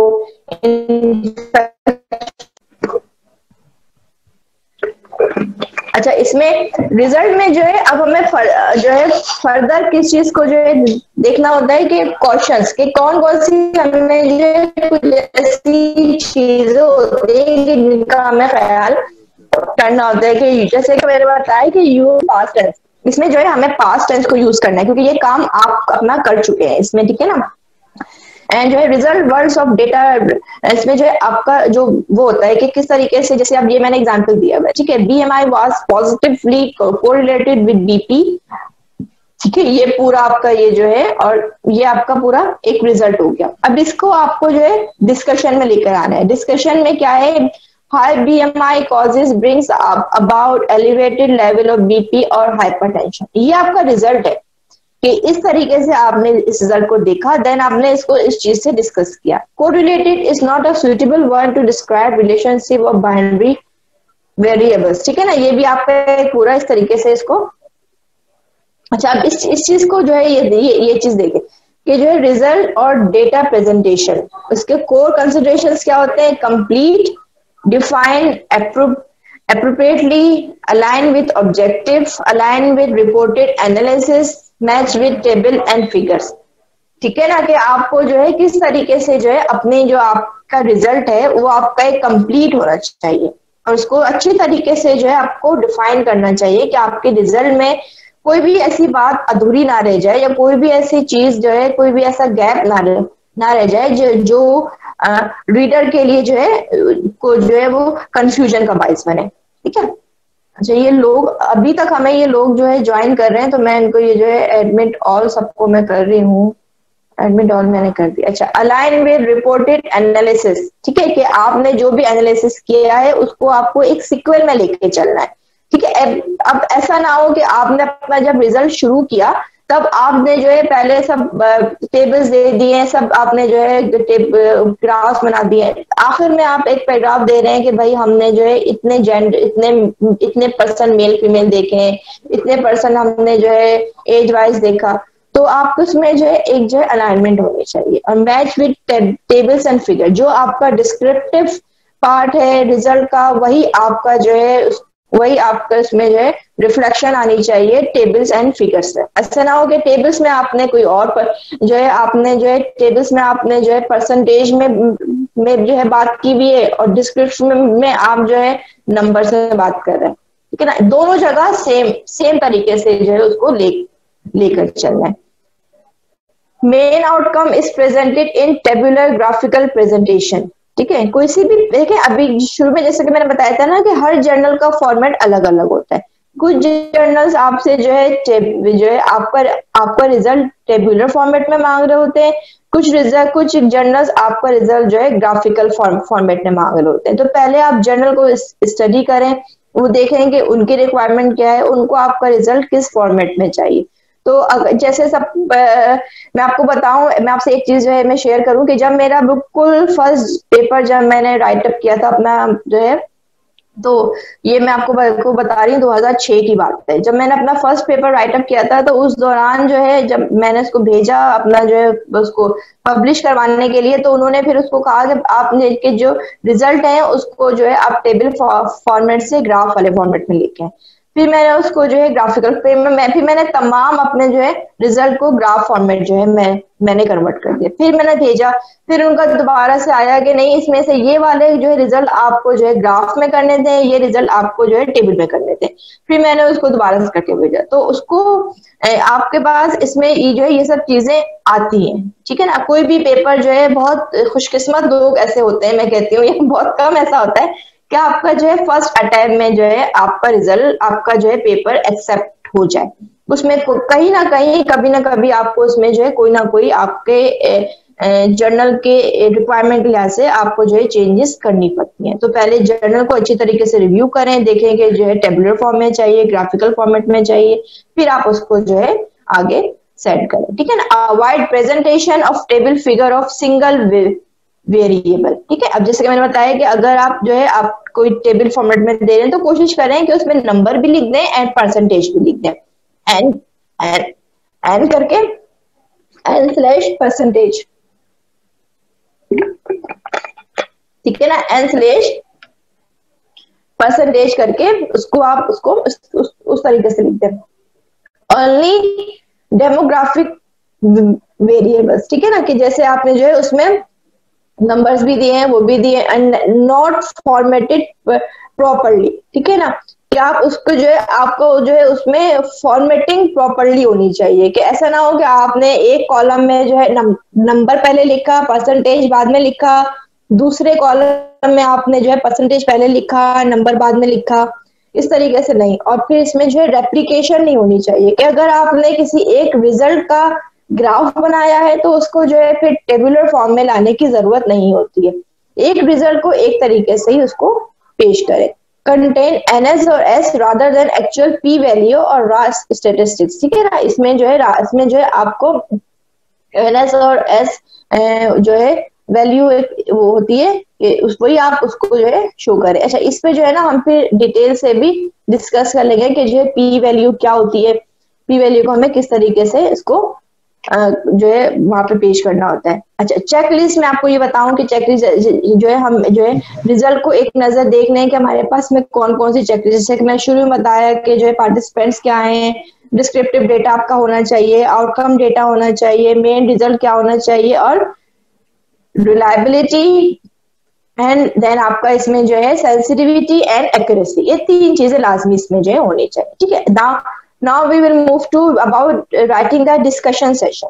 डिस्कशन जो है आपका क्या होता है, जिसमें हम चीजों को डिस्कस कर रहे होते हैं। Discuss our work with others, के लोगों ने क्या काम किया, हमने इसमें क्या क्या काम किया, ये एक तरीके से जो है एक आपका कंपैरेटिवली वर्क भी होता है। ठीक है, discussion should be targeted. Statement of principal findings, कि आपकी जो है प्रिंसिपल फाइंडिंग्स क्या थी। आपने अगर जो है मेल फीमेल में अगर डायबिटिक का रेशो देखा तो उसमें आपका जो है मेल में क्या था, फीमेल में क्या था, किस तरीके से आपने उसको जो है देखा। स्ट्रेंथ, और फिर उसको आप जो है कंपैरिजन करेंगे दूसरे रिसर्च पेपर से कि दूसरों में जो है इसका क्या रिजल्ट आया था और हमने उसमें जो है क्या रिजल्ट अखज किया। इसके बाद सेकंड है strength and weakness of the study. ठीक है ना, कि आपने इसमें ऐसा क्या काम किया कि आपके जो है पेपर में वो एक स्ट्रेंथ मौजूद है जो किसी और पेपर में जो है जिस पेपर ने इस तरह का काम किया होगा वो शायद उस पेपर में ढूंढने से भी ना मिले, कि जो आपके पेपर में वो स्ट्रेंथ मौजूद है कि रीडर पढ़ने पर मजबूर हो जाए और जर्नल छापने पर मजबूर हो जाए। ठीक है, इसके बाद आपकी वीकनेस, के वीकनेस मीन्स के वो चीज नहीं, इसमें वीकनेस से मुराद ये है कि आपने इसमें कौन सा, आपके पास ऐसी जो है फर्दर लिमिटेशंस आई ना, अक्सर औकात हमारे पास कुछ लिमिटेशंस भी होती हैं कि हम जो है हमारे पास वो हम चाहते हुए भी वो काम नहीं कर सकते, हमारे पास वो ऑपरेटर्स, हमारे पास वो एनालाइजर या हमारे पास वो किट अवेलेबल नहीं होती है जो हम जिसके जरिए हम वो काम कर सके, या हमारे पास वो ऐसा फिजिबल एनवायरनमेंट नहीं होता है, तो हम उसमें जो है अपने लिमिटेड रिसोर्सेज के साथ वर्क कर रहे होते हैं, तो वो आपकी इसमें जो है एज अ लिमिटेशंस आ जाती है, तो वो भी आप जो है अपने डिस्कशन वाले पार्ट में उसको एडप्ट कर सकते हैं। इसके बाद आपकी strength and weakness in relation to other studies, जिसको मैंने बताया ना कि ये एक तरीके से जो है कंपैरेटिवली वर्क होता है कि आप अपने स्ट्रेंथ को, आपने अगर इसमें जो है किसी भी किस्म की, आपने जैसे इसमें कोविड-19 की वैक्सीन आपने इसमें जो है उसकी डेवलपमेंट के बारे में आपने एक पेपर लिखा, तो तो बाकी अदर्स रिसर्च पेपर्स ने कोविड-19 की वैक्सीन के हवाले से किस तरीके से वर्क किया और आप उन्हें उसको किस तरीके से लेकर चले, तो ये आप जो है उसको एक कंपैरेटिवली वे में लेकर होगा। ठीक है, meaning of the study, possible mechanism and implications for clinicians and policy makers. ठीक है, ये आपकी जो है पूरी जो स्टडी थी उसका मकसद क्या था, उसका मीनिंग क्या था, इतना आपने जो है फंडिंग को इस्तेमाल किया, इतने दिन आप लैब में खड़े रहे, आपने वर्क किया, आपने पूरा जो है एक पेपर लिखा, तो उसकी मकसद क्या था, पॉसिबल मैकेनिज्म क्या था कि किस तरीके से आपने उसको काम किया, and implications for clinicians and policy makers, के आपके काम से लोगों को फायदा क्या होगा, जो पॉलिसी मेकर्स हैं उनको क्या फायदा होगा कि वो आपकी स्टडी से वो जो है अवामुन नास को, जो हमारी आम पब्लिक है, क्योंकि देखिए हम लोग जो भी रिसर्च कर रहे होते हैं, जो भी हम अपने लैब में वर्क कर रहे होते हैं ना, इवन जो हमारे पास एमफिल पीएचडी के भी स्टूडेंट्स होते हैं, उनका काम जो है ना एंड में उस तरीके से जांचा जाता है कि आपने जो इतने साल अपनी जो स्टडीज में लगाए, हमने आपको इतनी फंडिंग दी, हमने आप पे इतना पैसा खर्च किया, तो आपके उस काम का आम पब्लिक को, आम लोगों को क्या फायदा होगा। कि ऐसा ना हो ना कि आपका काम ऐसा है कि वो दुनिया वालों के लिए तो बिल्कुल एक तरीके से जो है बेकार है, कि दुनिया में अगर आप वो काम ना भी करते तब भी दुनिया वालों को जो है कोई फर्क नहीं पड़ता। ठीक है, आपका काम आपके लैब में शुरू हुआ, आपकी लैब में खत्म होकर एक बॉक्स में बंद होकर रह गया। ठीक है, तो हर काम का, हर रिसर्च वर्क का एक मकसद होता है कि किस तरीके से हमें जो है दुनिया वालों को फैसिलिटेट करना है, तो ये आपको इसमें जो ये चीज आपके इसमें जो है शो होनी चाहिए। अनआंसर क्वेश्चंस फॉर फर्दर रिसर्च, जैसे बताया ना कि आपकी कुछ लिमिटेशंस थी, वो काम आप अपनी लैब में या अपने जो है ड्यूरिंग अपने प्रैक्टिकल्स में आप वो काम नहीं कर सके, आपका टाइम पीरियड पूरा हो गया या आपको इतनी फैसिलिटीज हासिल नहीं हो सकी, तो आप उसको जो है फर्दर आपके आने वाले जो स्टूडेंट्स हैं या आपके जो फर्दर रिसर्चर है फ्यूचर में जो इसमें मजीद रिसर्च होने वाली, तो उनको आप ऐसी कोई एक सजेशन दे देंगे कि भाई ये मैंने ये काम यहाँ तक किया, मैंने ये काम यहाँ तक स्टॉप कर दिया, अब ये काम अब आगे आने वाले जो फ्यूचर इसमें वर्क होगा रिसर्च होगा तो मेरी ये सजेशन है कि ये काम इस काम को इस तरीके से लेकर चलें तो इसमें हमें ये फायदा हो सकता है या हम इस काम को मजीद आगे लेकर जा सकते हैं। ठीक है, इसके बाद आपका जो है कंक्लूजन का पार्ट आ जाता है कि किस तरीके से आपको अपने काम को जो है कंक्लूड करना है। आपको आपके ये बहुत जो है लंबा पैराग्राफ नहीं, लंबा यानी कि बहुत फुल पेज का नहीं होता, हाफ पेज का जो है ये एक आपका जो है कंक्लूजन पार्ट होता है। ठीक है, अच्छा ये चीज मैं ऐड कर दी थी कि वाई राइटर डिस्कशन सेशन के आपका जो है इसमें मेन पर्पस क्या होना चाहिए, answer the question post in the introduction section. ठीक है, कि आपने इंट्रोडक्शन सेक्शन में जो चीजें बताई कि हम इन चीजों पर काम करने जा रहे हैं, ये काम आपको गूगल पे कहीं नहीं मिलेगा, ये काम हमने फर्स्ट टाइम कर रहे हैं, इस तरीके से हम वर्क करेंगे, तो आप अपने उन बातों का, उन सवालों का जो है आप अपने डिस्कशन वाले पार्ट में जवाब देंगे कि हमने ये काम कर लिया, हमने अपने जो है दायरे में रहते हुए इन तमाम चीजों को कवर कर लिया। Explain how the result suppose to refute the question, कि आपके जो रिजल्ट्स आए, ठीक है, वो किस तरीके से जो है आपके काम को सपोर्ट कर रहे हैं। कि अगर सपोज आपने जो है जैसे कोविड-19 की वैक्सीन के ऊपर मैं बात करूं, ठीक है, आपने कोविड-19 के जो है वैक्सीन पर वर्क कर रहे थे, तो आपको उसमें ऐसा रिजल्ट क्या रहा कि उसने आपके काम को सपोर्ट किया, या तो आप उसमें सक्सेसफुल हुए या आपको उसमें जो है कोई जो है खातिर खा आपको फायदा नहीं हुआ। How the answer fit in with existing evidence means कि जो हमारे पास इसके मौजूदा रिसर्च पेपर्स मौजूद है, जो हमारे पास इसके एक अप्रूव्ड एविडेंस मौजूद है, उसके साथ साथ आप अपने रिजल्ट्स को कैसे फिट करेंगे। ठीक है, अब अगर जैसे मैं कहूं कि जो है डेंगू जो है कि मेरे रिसर्च पेपर के मुताबिक डेंगू जो है एक पैरासिटिक इन्फेक्शन है, ठीक है, या फिर एक तरीके से मैं कहूं कि डेंगू जो है आपका क्या कहना चाहिए कि एक डायरियल इन्फेक्शन है, लेकिन जो मेरे पास एग्जिस्टिंग एविडेंस है वो इस चीज को शो कर रहे हैं कि डेंगू जो है एक वेक्टर बॉर्न डिजीज है जो आपके जो है एडिस इजिप्टाई मॉस्किटो से होता है। ठीक है, तो वो आप अपने आंसर को किस तरीके से एग्जिस्टिंग एविडेंस में फिट कर रहे हैं, वो भी आपके लिए बहुत इंपॉर्टेंट होता है कि आपकी जो दी हुई इंफॉर्मेशन है, जो आपका रिजल्ट है, वो किस हद तक ऑथेंटिक है। व्हाट आर द इम्प्लीकेशंस, ठीक है ना, कि उसकी आगे जाकर इम्प्लीकेशंस क्या आएंगी। अच्छा, इसकी में जो है किस तरीके से आपको जो है राइटिंग डिस्कशन करनी चाहिए। Organize the discussion to address each of the experiments और studies for which you presented result. ठीक है, अब इसमें हमें क्या करना है, अपने रिजल्ट एक रिजल्ट को उठाना है, एक रिजल्ट को लेकर एक पैराग्राफ उसके बारे में डिस्कशन लिखना है।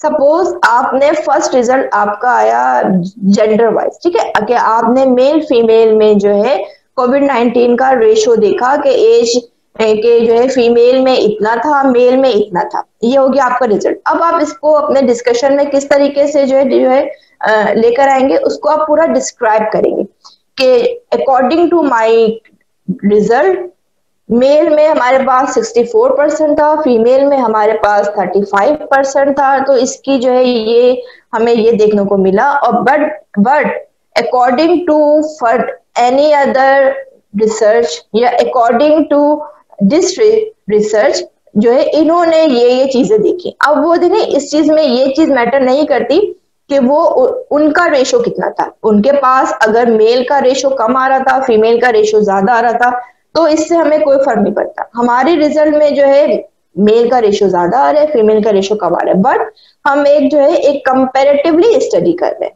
ठीक है, इसके बाद provide your interpretation for what they mean, कि आपका जो रिजल्ट था उसका मकसद क्या था। ठीक है, अब आपने उसका जो है एक लॉजिक दे दी, इसमें आपको जो है एक लॉजिक देनी होती है कि में भी जो है मेल में जो है हमारे पास उनके पास जो है रेस्पिरेटरी डिजीज ज्यादा होते हैं, मेल जो है हमारे पास उनका स्मोकिंग फैक्टर ज्यादा होता है, वो ज्यादा स्मोकिंग करते हैं।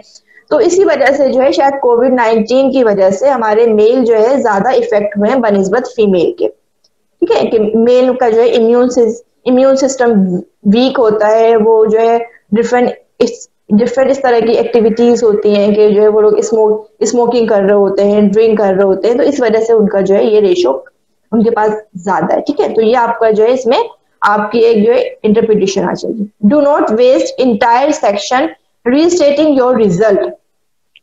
ठीक है, कि पूरा का पूरा सिर्फ जो है रिजल्ट उसको जो है वहां पर छापना नहीं होता।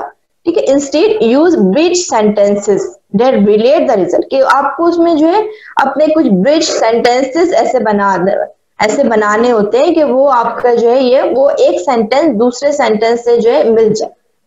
ठीक है, ये भी मैं आगे आपको बताती हूँ।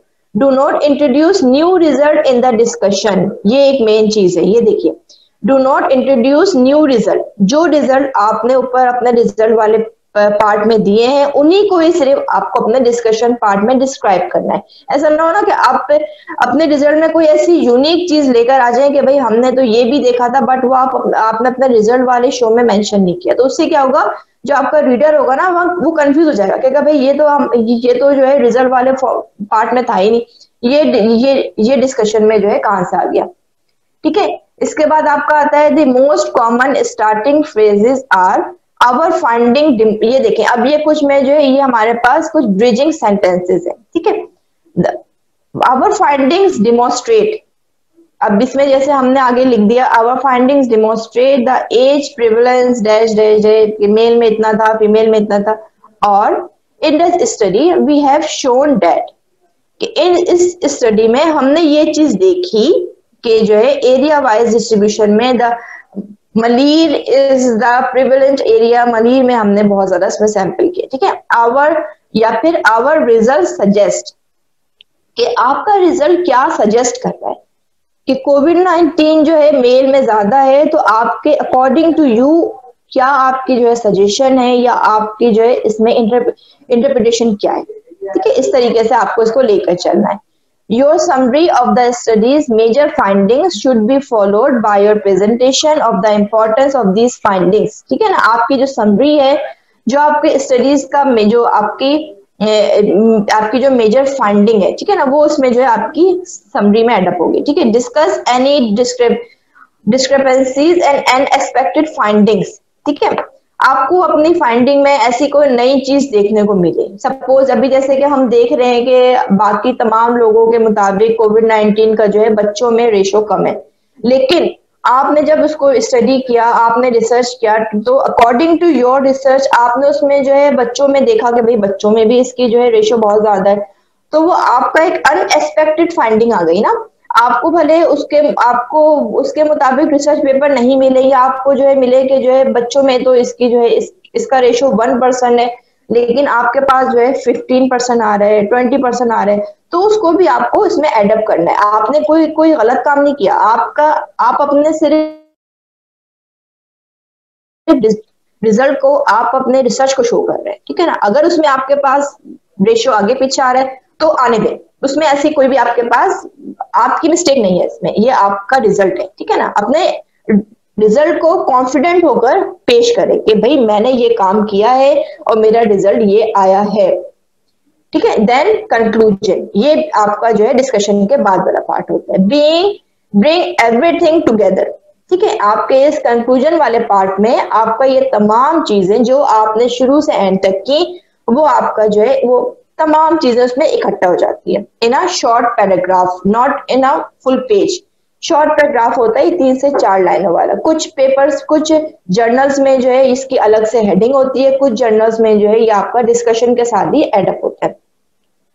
ठीक है, तो इसका जो है ये आपका restate main finding, okay to repeat it. ठीक है ना, रीस्टेट मेन फाइंडिंग, कि आपकी जो है मेन फाइंडिंग क्या थी, क्या आपने उसमें देखा। अगर जैसे हम सपोज अब हम बात कर रहे हैं कोविड-19 के वैक्सीन की, तो अगर आपने कोविड-19 का वैक्सीन बना लिया है तो अब फिर उसके बाद आपने रिसर्च पेपर लिखा है तो आप देखेंगे कि जो है हमने कोविड-19 का जो है उसमें जो है वैक्सीन पर वर्क किया तो हमने लेकिन उसके अंदर अब जो है फर्दर अगर हम कोई फाइनल टेक होम मैसेज देना चाहें, ठीक है, उसमें क्या है, पॉसिबल एप्लीकेशंस और एक्सटेंशन फॉर फ्यूचर रिसर्च।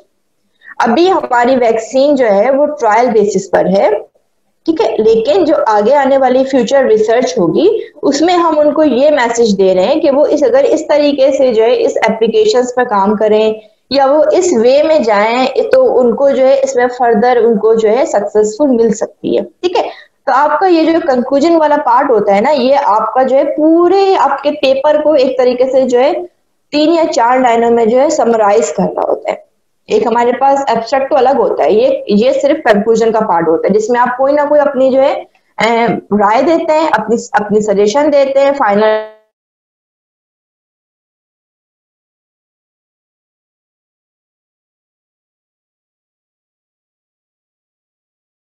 होता है एक्नॉलेज, ठीक है ना। एक्नॉलेजमेंट्स में क्या है, इंक्लूड एज नीडेड, ठीक है। जो भी चीजें आपके पास इसमें एक्नॉलेजमेंट में जो है आ रही है, मेरी आवाज आ रही है आप लोगों को? जी मैम आ रही है।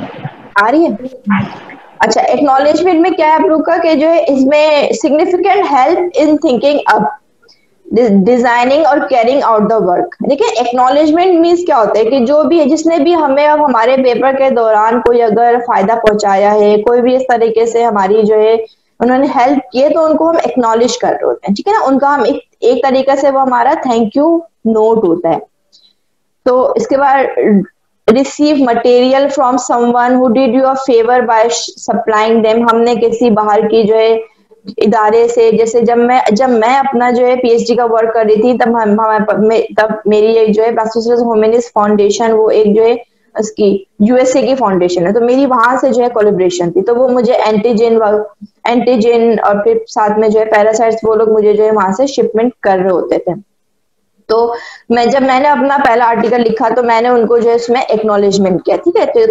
तो हम इसमें जो है एक्नॉलेज कर रहे होते हैं कि हमें किसी ने अगर कोई किट फराम की है, कोई भी ऐसा हमें जो है एनालाइजर दिया है, कोई भी ऐसा हमारे ऐसा मटेरियल दिया है जो हमारे उस रिसर्च वर्क में जो है फायदेमंद साबित हो रहा है, तो उनको हमें इसमें एक्नॉलेज करना है, ठीक है। आउटसाइड रिव्यूज ऑफ ड्राफ्ट, कि अगर किसी ने आपके जो है रिसर्च पेपर को जो है उसको लिखने में, उसको जो है रिव्यू करने में, उसको जो है वो करने में जो है उसने आपकी हेल्प की है, ठीक है ना, तो वो आप जो है उसको इसमें एडअप करेंगे।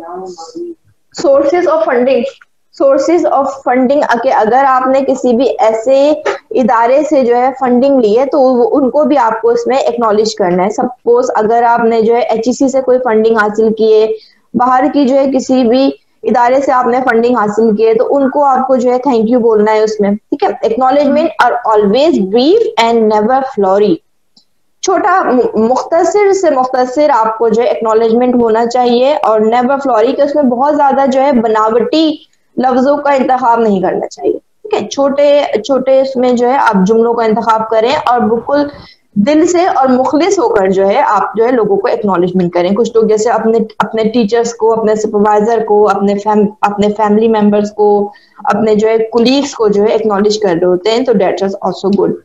Place the acknowledgements between the discussion and the literature cited, ठीक है, कि जो डिस्कशन और जो लिटरेचर साइटेड के बीच में आपका जो है ये एक्नॉलेज वाला पार्ट आता है।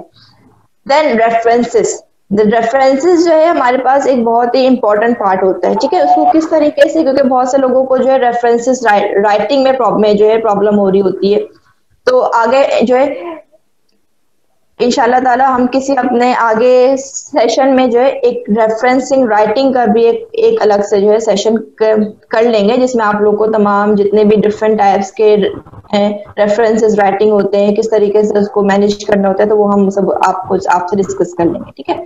अभी तो हम ये बता रहे हैं कि नॉट टू एक्सीड 2 पेजेस। आपका एक रिसर्च पेपर जो है उसका जो रेफरेंसेस होते हैं वो बहुत ज्यादा जो है नहीं होने चाहिए। आप अगर पीएचडी का थीसिस लिख रहे हैं उसमें आपके पास जो है एक अच्छे खासे जो है रेफरेंसेस होने चाहिए, लेकिन आपके पेपर में जो है नॉट टू एक्सीड 2 पेजेस, वरना वो बहुत ज्यादा एरर है। The Vancouver style for references. अच्छा, इसमें भी जो है कुछ चीजें, कुछ जो है स्टाइल ऐसे होते हैं जो आपका जो जर्नल होता है ना, जो आपका सिलेक्टेड जर्नल होता है उसके हिसाब से जो है आपके उसमें रेफरेंसेस चेंज हो सकते हैं कि आप उसको जो है वो कभी वो कहते हैं कि किसी और स्टाइल में आपको जो है रेफरेंसेस चाहिए, बट अमूमी तौर पर जो है वैनक्यूवर स्टाइल का आपका रेफरेंस होता है लाइक दिस। ठीक है ना, कि पहले आप इसमें जो है ऑथर्स नेम आपके पूरे तमाम आ गए जिन जिन लोगों ने जो है उस आपके रिसर्च पेपर में पार्टिसिपेट किया। देन आपका जो है टाइटल आ गया, ठीक है, patient satisfaction with hospital care provided by hospitals and primary care physicians. ठीक है, देन आपका जर्नल नाम नेम आ गया, देन ईयर आ गया, या आपका जो है वॉल्यूम आ गया, देन आपका पेज नंबर आ गया। ठीक है, तो इस तरीके से जो है अमूमी तौर पर हम अपने जो है किसी भी रिसर्च आर्टिकल में इस तरीके से हम अपना जो है ये रेफरेंस ऐड कर रहे होते हैं। बट ये इसको ऐड करने से पहले अपने जर्नल को, जो आपका जर्नल का जो क्या कहना चाहिए कि जो पार्ट होता है जो जिसे एक ऑथर्स वाला वो कहते हैं ना, तो उसमें आप उसको जाकर एक बार स्टडी कर लें, देख लें कि उनकी जो है रिक्वायरमेंट क्या है। Uses number in the text and list the references in numerical order. ठीक है ना, कि आप उसमें जो है ये, अच्छा ये भी जो है डिपेंड कर रहा होता है आपकी जर्नल्स पे। अक्सर जर्नल्स की जो डिमांड होती है कि आपको जो है वहां पर अपने टेक्स्ट में जो है या फिर इंट्रो के पार्ट में जो है आपको ऑथर्स के नेम लिखने, कुछ का ये होता है कि आपको वहां पर नंबर लिखने हैं। ठीक है, तो इसको भी जो है आपको अपने जर्नल्स में चेक कर लेना। ठीक है, not older than 5 to 10 years। देखिए, बहुत ज्यादा जो पुराने रिसर्च पेपर्स होते हैं कुछ लोग उसको एडप्ट कर रहे होते हैं, वो अगर आप एक दो पेपर ऐड कर रहे हैं ना अपने इंट्रो वाले पार्ट में तो दिस इज इनफ। ज्यादा आप कोशिश करें कि आप जो है रिसेंट जो आपके पास उसके उस हवाले से कि अगर जैसे आप कोविड-19 तो खैर अभी है ही जो इसके रिसेंट के, जैसे अगर हम डायबिटीज पे वर्क करें, ठीक है, तो डायबिटीज पर जो हालिया रिसर्च हुई है इन 5 to 10 ईयर्स में कोशिश करनी चाहिए कि हम उनको ऐड करें, ताकि हमारे काम जो है ना वो हम अपना काम जब हम किसी के काम से जो है उसको कंपैरेटिवली जब हम उसमें डिस्कशन वाले पार्ट में जब हम कर रहे होते हैं तो हम उस चीज से जो है कंपैरिजन करें जो ज्यादा जो है हमारे लिए फायदेमंद हो। यानी कि हम जो है 1880 में जो है किसी ने अगर रिसर्च पेपर निकाला होगा या 1900 के शुरू में जिसने निकाला होगा, हम अगर उनके पेपर से अपने पेपर को अगर हम जो है कंपैरिजन करेंगे तो वो कोई इतना जो है बेनिफिशियल उसका होगा नहीं, कोई उसका जो है इतना ज्यादा बेनिफिट नहीं होगा। ठीक है, तो रिसेंट पेपर्स हासिल करने की जो है कोशिश करें और उसको ऐड करें। और अगर आपके पास कोई पुराने पेपर्स हैं या कोई इंट्रोडक्शन वाला आप उसको ऐड करते हो, वो आप उसको इंट्रो वाले पार्ट में ऐड करते हैं। डिस्कशन वाले पार्ट में बिल्कुल इस चीज को मेक श्योर करें और लाजमी कोशिश करें कि रिसेंट पेपर ऐड करें। जितने पुराने पेपर्स हैं अगर आप उसको इंट्रो में ऐड करना चाहें तो कर लें, लेकिन डिस्कशन वाले पार्ट में कोशिश करें कि ऐड ना करें।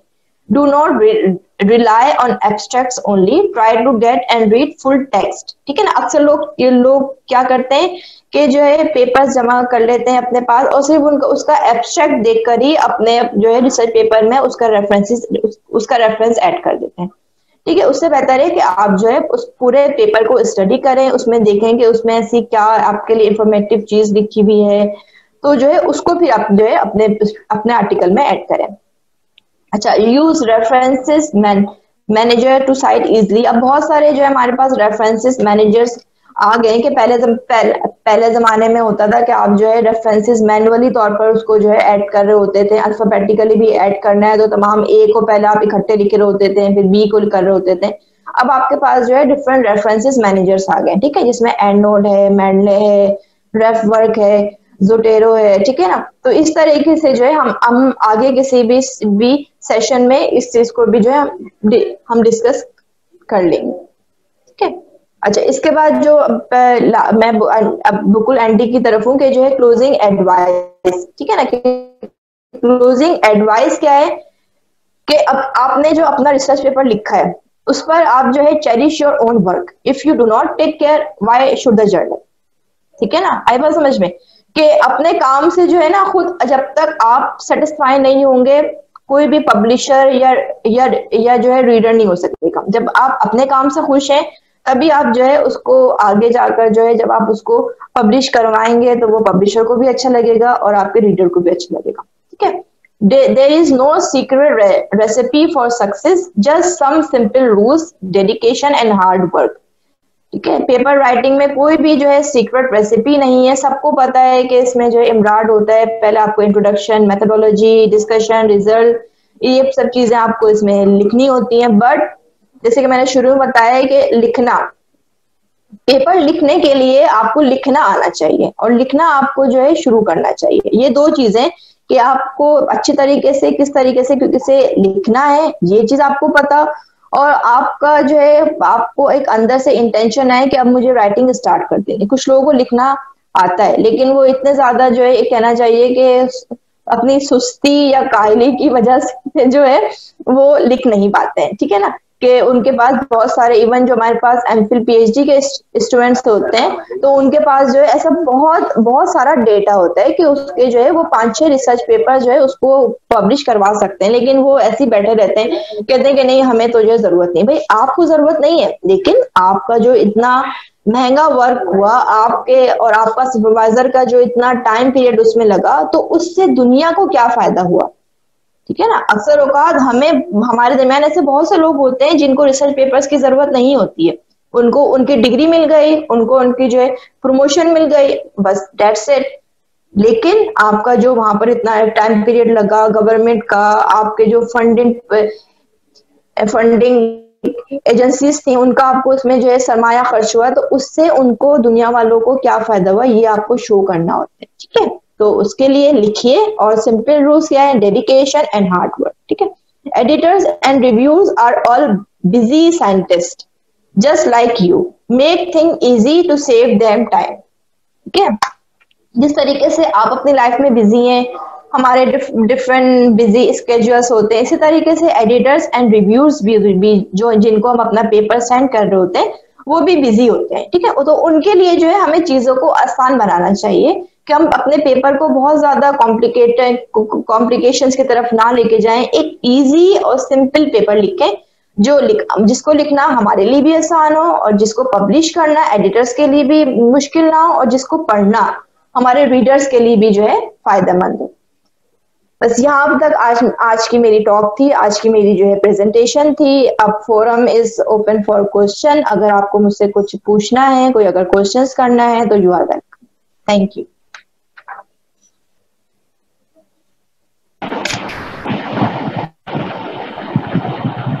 मैम ये क्वेश्चन था कि एमफिल में जब 4th सेमेस्टर होता है तो आपको थीसिस राइट करना होता है, तो ये सेम वे हैंडलिंग होगी जो अभी आपने जर्नल राइटिंग के बारे में बताया, या इसमें कुछ डिफरेंस होता है?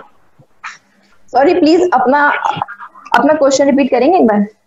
कि मैम ये मैं कह रहा हूँ कि एमफिल में जब 4th सेमेस्टर होता है तो उसमें थीसिस राइटिंग का जब होता है तो वो सेम जर्नल राइटिंग की तरह ही होता है या डिफरेंस होता है इसमें कुछ? नहीं, थीसिस राइटिंग को, हाँ देखिए थीसिस राइटिंग वो चाहे आप एमफिल में कर रहे हैं चाहे आप पीएचडी में कर रहे हैं ना, वो आपका डिफरेंट होता है। वो थोड़ा सा आपका जो है एक तवील उसमें जो है आपके पास आपको उसमें जो है पूरा पेपर यानी कि पूरा जो आपके 6 साल की 5 साल की रिसर्च होती है आपको उसमें एज अ बुक फॉर्म में जो है कंपाइल करना होता है। लेकिन जो आपका रिसर्च पेपर होता है, जैसे कि मैंने बताया कि वो आपके छोटे छोटे उस एमफिल के वर्क के पार्ट्स होते हैं। कि अगर जैसे आपने फर्स्ट पार्ट अपना ले लिया सपोज डीएनए एक्सट्रैक्शन का, तो उसमें आपने किस तरीके से डी से सैंपल कलेक्ट किया, डीएनए एक्सट्रैक्शन किया, फिर आपने किस तरीके से किया, तो वो आपने उसको अपने एमफिल के काम में से, अपने एमफिल के थीसिस में से आपने वो रिसर्च पार्ट निकाल के पेपर पब्लिश कर दिया।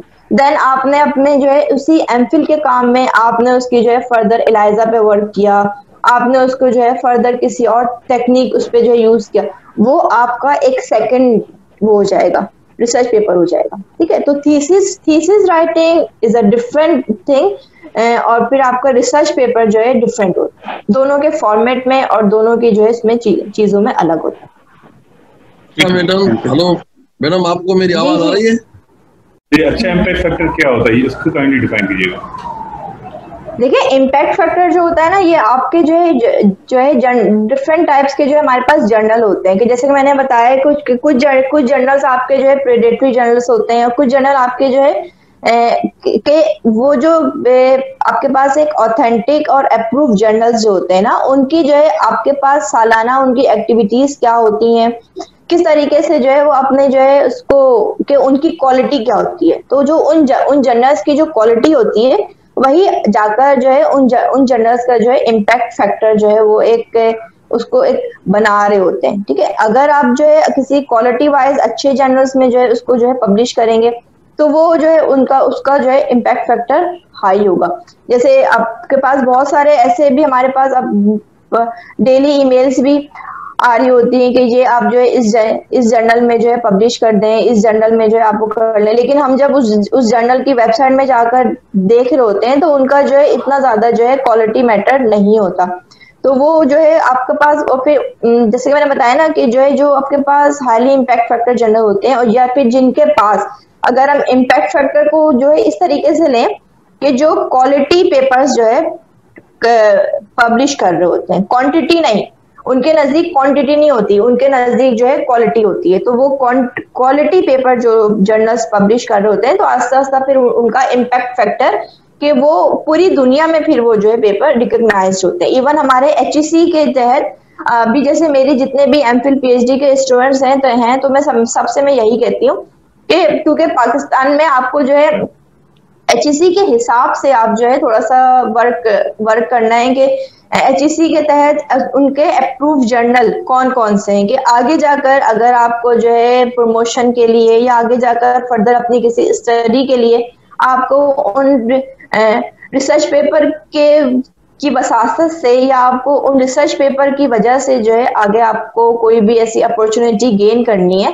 तो फिर उसमें जो है प्रॉब्लम ना हो। तो HEC की वेबसाइट पर भी आप जाएंगे ना तो वहां पर भी आपको जो है बहुत सारे ऐसे रिकॉग्नाइज्ड जर्नल मिलेंगे कि जिन पर आप जो है बिल्कुल आराम से अपने पेपर पब्लिश करवा सकते हैं। लेकिन इसमें एक चीज और भी इम्पोर्टेंट है कि जो हमारे पास थोड़े से अच्छे रिकॉग्नाइज्ड जर्नल्स होते हैं ना, उनमें जो है पेपर पब्लिश करवाना कोई इजी टास्क नहीं होता। बहुत कम लोग जो है रेयरली ऐसे होते हैं कि जिनका फर्स्ट अटेम्प्ट में जो है पेपर पब्लिश हो जाता है। लेकिन ये कि लेकिन मैं हरगिज ये बात नहीं बोल रही हूँ कि आप लोग जो है डिमोटिवेट हो या आप लोग जो है अपने जो है पेपर को किसी अच्छे उसमें ना भेजें।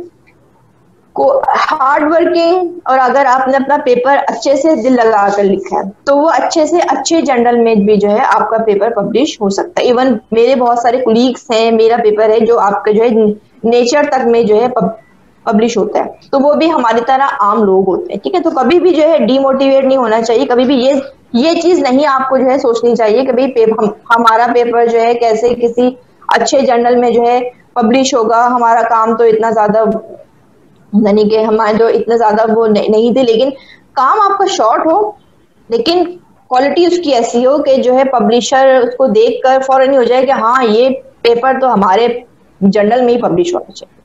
अभी मैं 5 मिनट के लिए डायरेक्टर जनरल पास्टिक से रिक्वेस्ट करूंगा कि वो कंक्लूजन रिमार्क्स दे दें, उसके बाद क्वेश्चन आंसर सेशन को हम कंटिन्यू रखेंगे।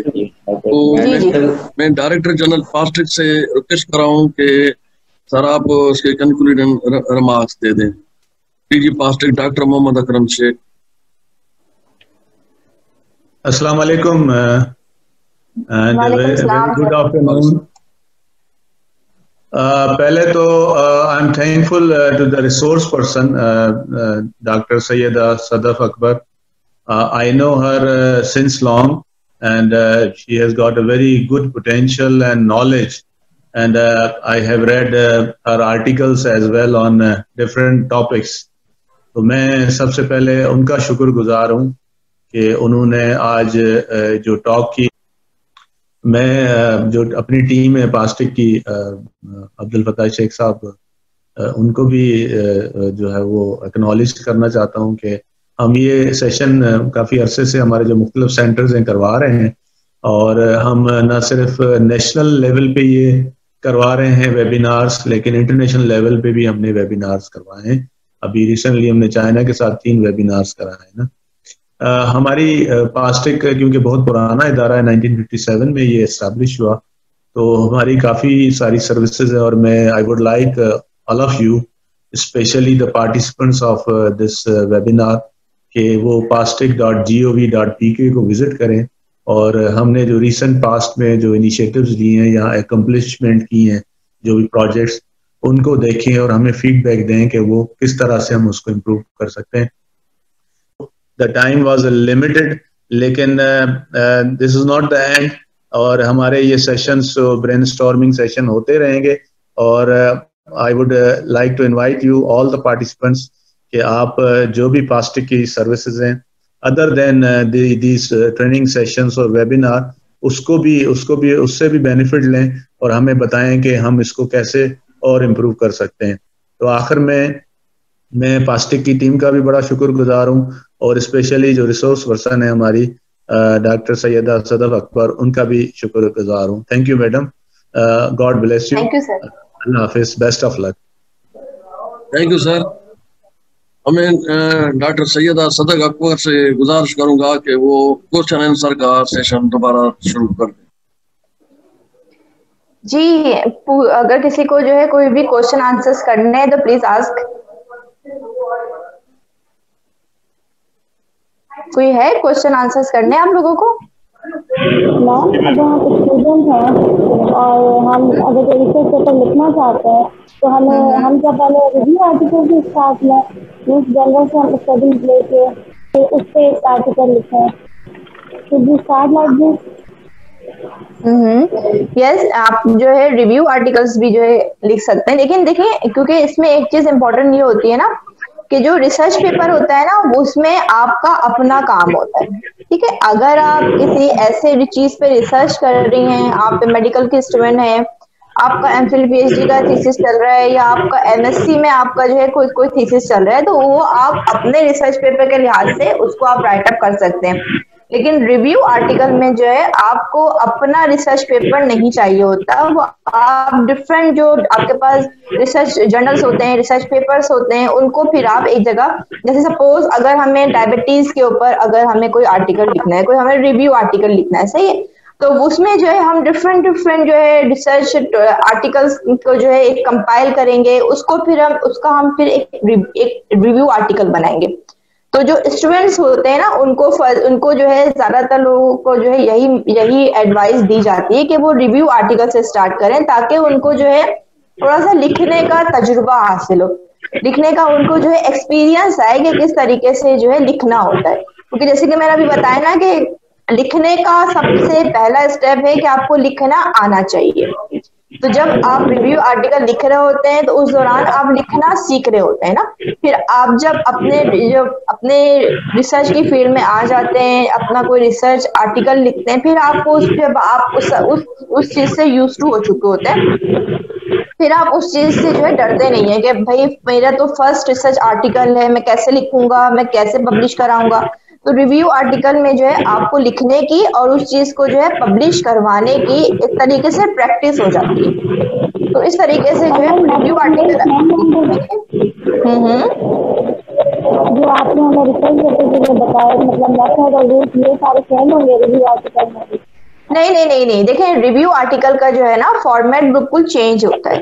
अब मैं जो है फतेह साहब से रिक्वेस्ट करूंगी कि अब आने वाले कुछ सेशन में जो है हम अगर how to write a review article, हम एक इस पर भी जो है एक अपना सेशन कर सकते हैं कि किस तरीके से हमें जो है रिव्यू आर्टिकल लिखना है। तो रिव्यू आर्टिकल का फॉर्मेट चेंज होता है, क्योंकि देखें जो रिसर्च पेपर होता है ना उसमें जो मेथोडोलॉजी वाला पार्ट है वो आप रिव्यू आर्टिकल में कैसे लेकर आएंगे।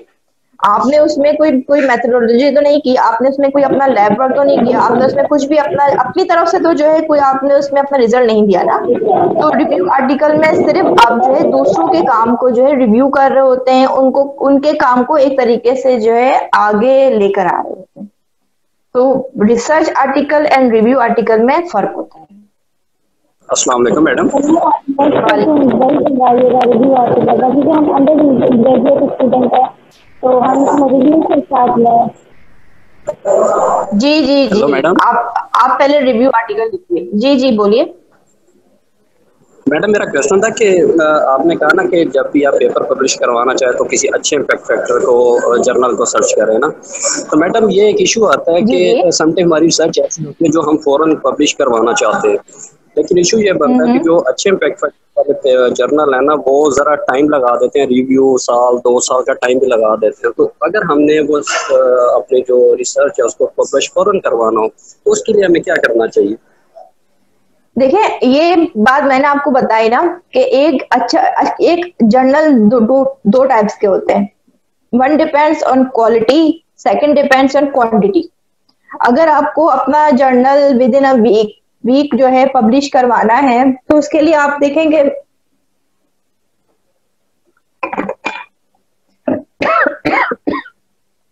सॉरी, तो अगर आपको अपना जर्नल अगर आपको अपना पेपर फौरी पब्लिश करवाना है, लेकिन उस फौरी पब्लिश करवाने का अगर आप उसको किसी अनऑथेंटिक, किसी ऐसे जो है फेक जर्नल में जो है पब्लिश करवा रहे हैं तो उसका जो है कोई आपको आगे जाकर कोई फायदा नहीं होगा। ना ही वो आपका HEC अप्रूव जर्नल होगा, ना ही वो आपका जो है इंटरनेशनल वर्ल्ड में जो है वो आपका पेपर माना जाएगा। ठीक है ना। तो जो अच्छे जर्नल्स होते हैं वो आपका जो है थोड़ा सा टाइम गेन करते हैं, और उनको थोड़ा सा टाइम गेन करना होता है कि उनको आपके पेपर की जो है क्वालिटी चेक करनी होती है, ना कि उनको जो है अपने जर्नल के जो है पेपर्स की क्वांटिटी को सिर्फ फिल करना होता है। तो थोड़ा सा जो है आपको टाइम इसमें जो है गेन करना होगा कि अगर आप किसी भी फेक जर्नल की बात करते हैं ना, तो वो आपका जो है विद इन 2 डेज में आप अपना पेपर भेजेंगे, वो आपका पेपर एक्सेप्ट करेंगे, आप उनको फीस देंगे और आपका पेपर उनकी वेबसाइट पर जो है अपलोड हो जाएगा। ठीक है, विदाउट एनी रिव्यू। वो किसी को जो है सेंड नहीं करेंगे, वो आपको दोबारा से जो है चेकिंग के लिए नहीं भेजेंगे, कुछ भी नहीं करेंगे। आपका पेपर एज इट इज छाप कर आपसे पैसे ले लेंगे, लेकिन उस पेपर की फिर आपकी कोई वैल्यू नहीं। और इसमें देखें एक चीज इंपॉर्टेंट, एक चीज मैं आप लोग को एक चीज क्लियर कर दूं कि आपका पेपर एक जगह पब्लिश हो गया तब उसको दूसरी जगह पब्लिश करवाना पॉसिबल नहीं होता। ये नहीं, ऐसा हरगिज नहीं होता कि आप एक ही पेपर को 50 जगह पब्लिश करवाएं। आपका एक टाइटल का पेपर एक जगह ही पब्लिश होता है। तो कोशिश करें कि उसको अच्छी से अच्छी जगह पब्लिश करवाएं। थोड़ा सा टाइम गेन उसमें जो है आपको करना होता है, आपको थोड़ा सा जो है आप उसको अर्ली भेजते हैं कि जब आपको जो है जरूरत है। बहुत से लोगों को ऐसा होता है कि उनकी जो है बिल्कुल जो है प्रमोशन होने वाली होती है, या वो उनका जो है PhD का थीसिस बिल्कुल जो है उस पे होता है, फिर वो जो है क्योंकि HEC की तो जो है रिक्वायरमेंट है ना कि आपको एक इंटरनेशनल पेपर जो है चाहिए होता है, तो उसके लिए फिर आपको जो है लाजमी आप उसको पहले से ही सेंड करें, उसको पहले से ही आप प्रोसेस में ले आए ताकि आप उसको किसी अच्छे जर्नल में जो है पब्लिश करें। मैं आपको हरगिज ये एडवाइस नहीं दूंगी कि आप फौरी तौर पर अपना पेपर पब्लिश करवाने के चक्कर में अपनी पूरी मेहनत वेस्ट कर दें। अस्सलाम मैम, एक क्वेश्चन है, कैन आई आस्क? वालेकुम सलाम जी, यू कैन आस्क। जी मैम, ये था कि जैसे कि वेरियस स्कोरिंग सिस्टम्स होते हैं मेडिसिन में, देख लें कि मोर्टालिटी एंड मोबिलिटी प्रिडिक्ट करने के लिए। तो लेट्स से वो टेबल जो है ना, स्कोरिंग सिस्टम आप किसी रिसर्च पेपर से जो है ना ले रहे हैं, तो वो उसको रेफरेंस देने, मतलब किसी का टेबल उठा सकते हैं किसी पेपर से, वो रेफरेंस देके हम? हाँ बिल्कुल, देखें ना कि हम जो पेपर में जो है डिफरेंट रेफरेंसेस ऐड कर रहे होते हैं, तो उनको जो है हम जो है उनको एक तरीके से हम एक्नॉलेज कर रहे होते हैं ना कि हमने इस पेपर से ये रेफरेंस उठाया है। लेकिन देखिए ये हमें इस चीज को देखना है कि आप कोई भी चीज अगर कॉपी पेस्ट कर रहे हैं तो वो चीज आपकी जो है इसमें प्लेजरिज्म में ऐड ना हो जाए। ठीक है ना। अब प्लेजरिज्म भी जो है एक बहुत ही वास्ट टॉपिक है। इस पर भी जो है मैं पता सबसे कहूंगी कि जो है इस पर भी हमें जो है एक प्रोग्राम या फिर एक सेशन करना चाहिए कि जो है प्लेजरिज्म से कैसे हमें जो है अवॉइड करना है। कि जब हम अपने पेपर, क्योंकि बहुत से लोग जो है अपने पेपर में जो है डायरेक्ट कॉपी पेस्ट कर रहे होते हैं, ठीक है ना, उसमें कॉपी पेस्ट नहीं होता। आपको अगर आप किसी और का पेपर इसमें अपने पेपर में ऐड कर रहे हैं, किसी का पैराग्राफ उठा रहे हैं, तो उसको आपको पूरा रिफ्रेश करना होता है, उसको अपने अल्फाज में लिखना होता है। ठीक है ना। कॉपी पेस्ट का हरगिज उसमें जो है ये नहीं होता क्या आपने उनका रेफरेंस तो दे दिया कि भाई मैं इनका रेफरेंस दे रहा हूँ, तो मैं इनकी चीज को जो है कॉपी पेस्ट कर लूंगा। उस चीज को कॉपी पेस्ट करने का मतलब नहीं कि आप स्टैंडर्ड स्कोरिंग सिस्टम्स होते हैं ना, स्टैंडर्ड स्कोरिंग, वो आप उसको जो है उठाकर वहां से कर लें और फिर उसको जो है आप उनका रेफरेंस दे दें, क्योंकि बहुत सारी देखिए इसमें एक चीज और भी अभी बताऊं कि कुछ चीजें ना या कुछ टर्मिनोलॉजीज हमारे पास स्टैंडर्ड होती हैं। अब जैसे मैं कोविड-19 का वर्ड है, अब कोविड-19 का वर्ड आपको हर जगह मिलेगा, वो चीज आपके जो है प्लेजरिज्म में नहीं आएगी। प्लेजरिज्म में हर जगह आपका मार्जिन होता है कि आपके जो है 80% जो है आपका प्लेजरिज्म से जो है हटा हुआ होना चाहिए, 20% इसकी किसी जगह 20% एक्सेप्टेंस होती है प्लेजरिज्म की। तो वो इन्हीं सब चीजों के लिए होती है कि जो एक स्टैंडर्ड रूल्स होते हैं ना इंटरनेशनली, कि जो है डिफरेंट यूनिट्स होते हैं, डिफरेंट जो है आपके पास स्टैंडर्ड टेबल्स होते हैं, वो आप उसको उसमें एडप्ट करते हैं, लेकिन रेफरेंस लाजमी देना। ठीक है, thank you so much. Dear participant, मेरे ख्याल में कि अब उसको खत्म करते हैं। बाकी आपके क्वेश्चन आंसर जो भी होंगे वो आप व्हाट्सएप ग्रुप में आप लिखिएगा, इंशाल्लाह ताला वो मैडम आपको उसके जवाब देंगी। तो हम इसको इस वक्त खत्म करें। मैं आखिर में मैं डॉक्टर साहब को और डॉक्टर सैयदा सदफ अकबर का मैं बेहद शुक्रगुजार हूँ। साथ में डायरेक्टर जनरल फास्टेक और फास्टेक के इस्लामाबाद की जो टेक्निकल टीम, उनका भी फास्टेक कराची में मेरे साथ टेक्निकल टीम में जो सपोर्ट में डॉक्टर मुसफ़िन तारिक राजा थी, वो उन्होंने मेरे साथ तावन किया। और जहाँ तक आपके और वर्कशॉप है, जैसे मैडम ने प्लेजरिज्म में कहा था कि वो उसमें हम 3 वर्कशॉप करा चुके हैं। तो कराची में और इंटीरियर में हम 3 प्लेजरिज्म वर्कशॉप करा चुके हैं। तो उसके लिए इंशाल्लाह ताला हम कोशिश करेंगे। एंड नोट पे भी हम करा चुके हैं, मंडले पे भी आखिरी हमने 2 हफ्ता पहले वर्कशॉप करा चुके हैं। तो इंशाल्लाह ताला आप हमें लिखें। और फास्टेक के फेसबुक है, फास्टेक का फेसबुक है, PASTIC Pakistan scientific and technological information centre, PASTIC के फेसबुक पे जाके आप उधर कमेंट दें। जो भी आपकी फास्टेक कराची के हवाले से है, क्वारी है, कोई आपकी सजेशन है, तो फास्टेक आपको वेलकम कहता है। और फास्टेक इसके साथ मेरे ख्याल में इस सेशन को खत्म करने के हम खत्म कर रहे हैं। तो बाकी अगर क्वेश्चन आंसर होंगे आप हमें व्हाट्सएप ग्रुप में दें, और आपका कोई प्रॉब्लम हो तो वहां भी आप हमें हमसे डिस्कस कर सकते हैं, शेयरिंग कर सकते हैं। ओके, फास्टेक की तरफ से और डॉक्टर सदफ अकबर की तरफ से आप सबका शुक्रिया। Thank you so much. अल्लाह हाफिज। खुदा हाफिज।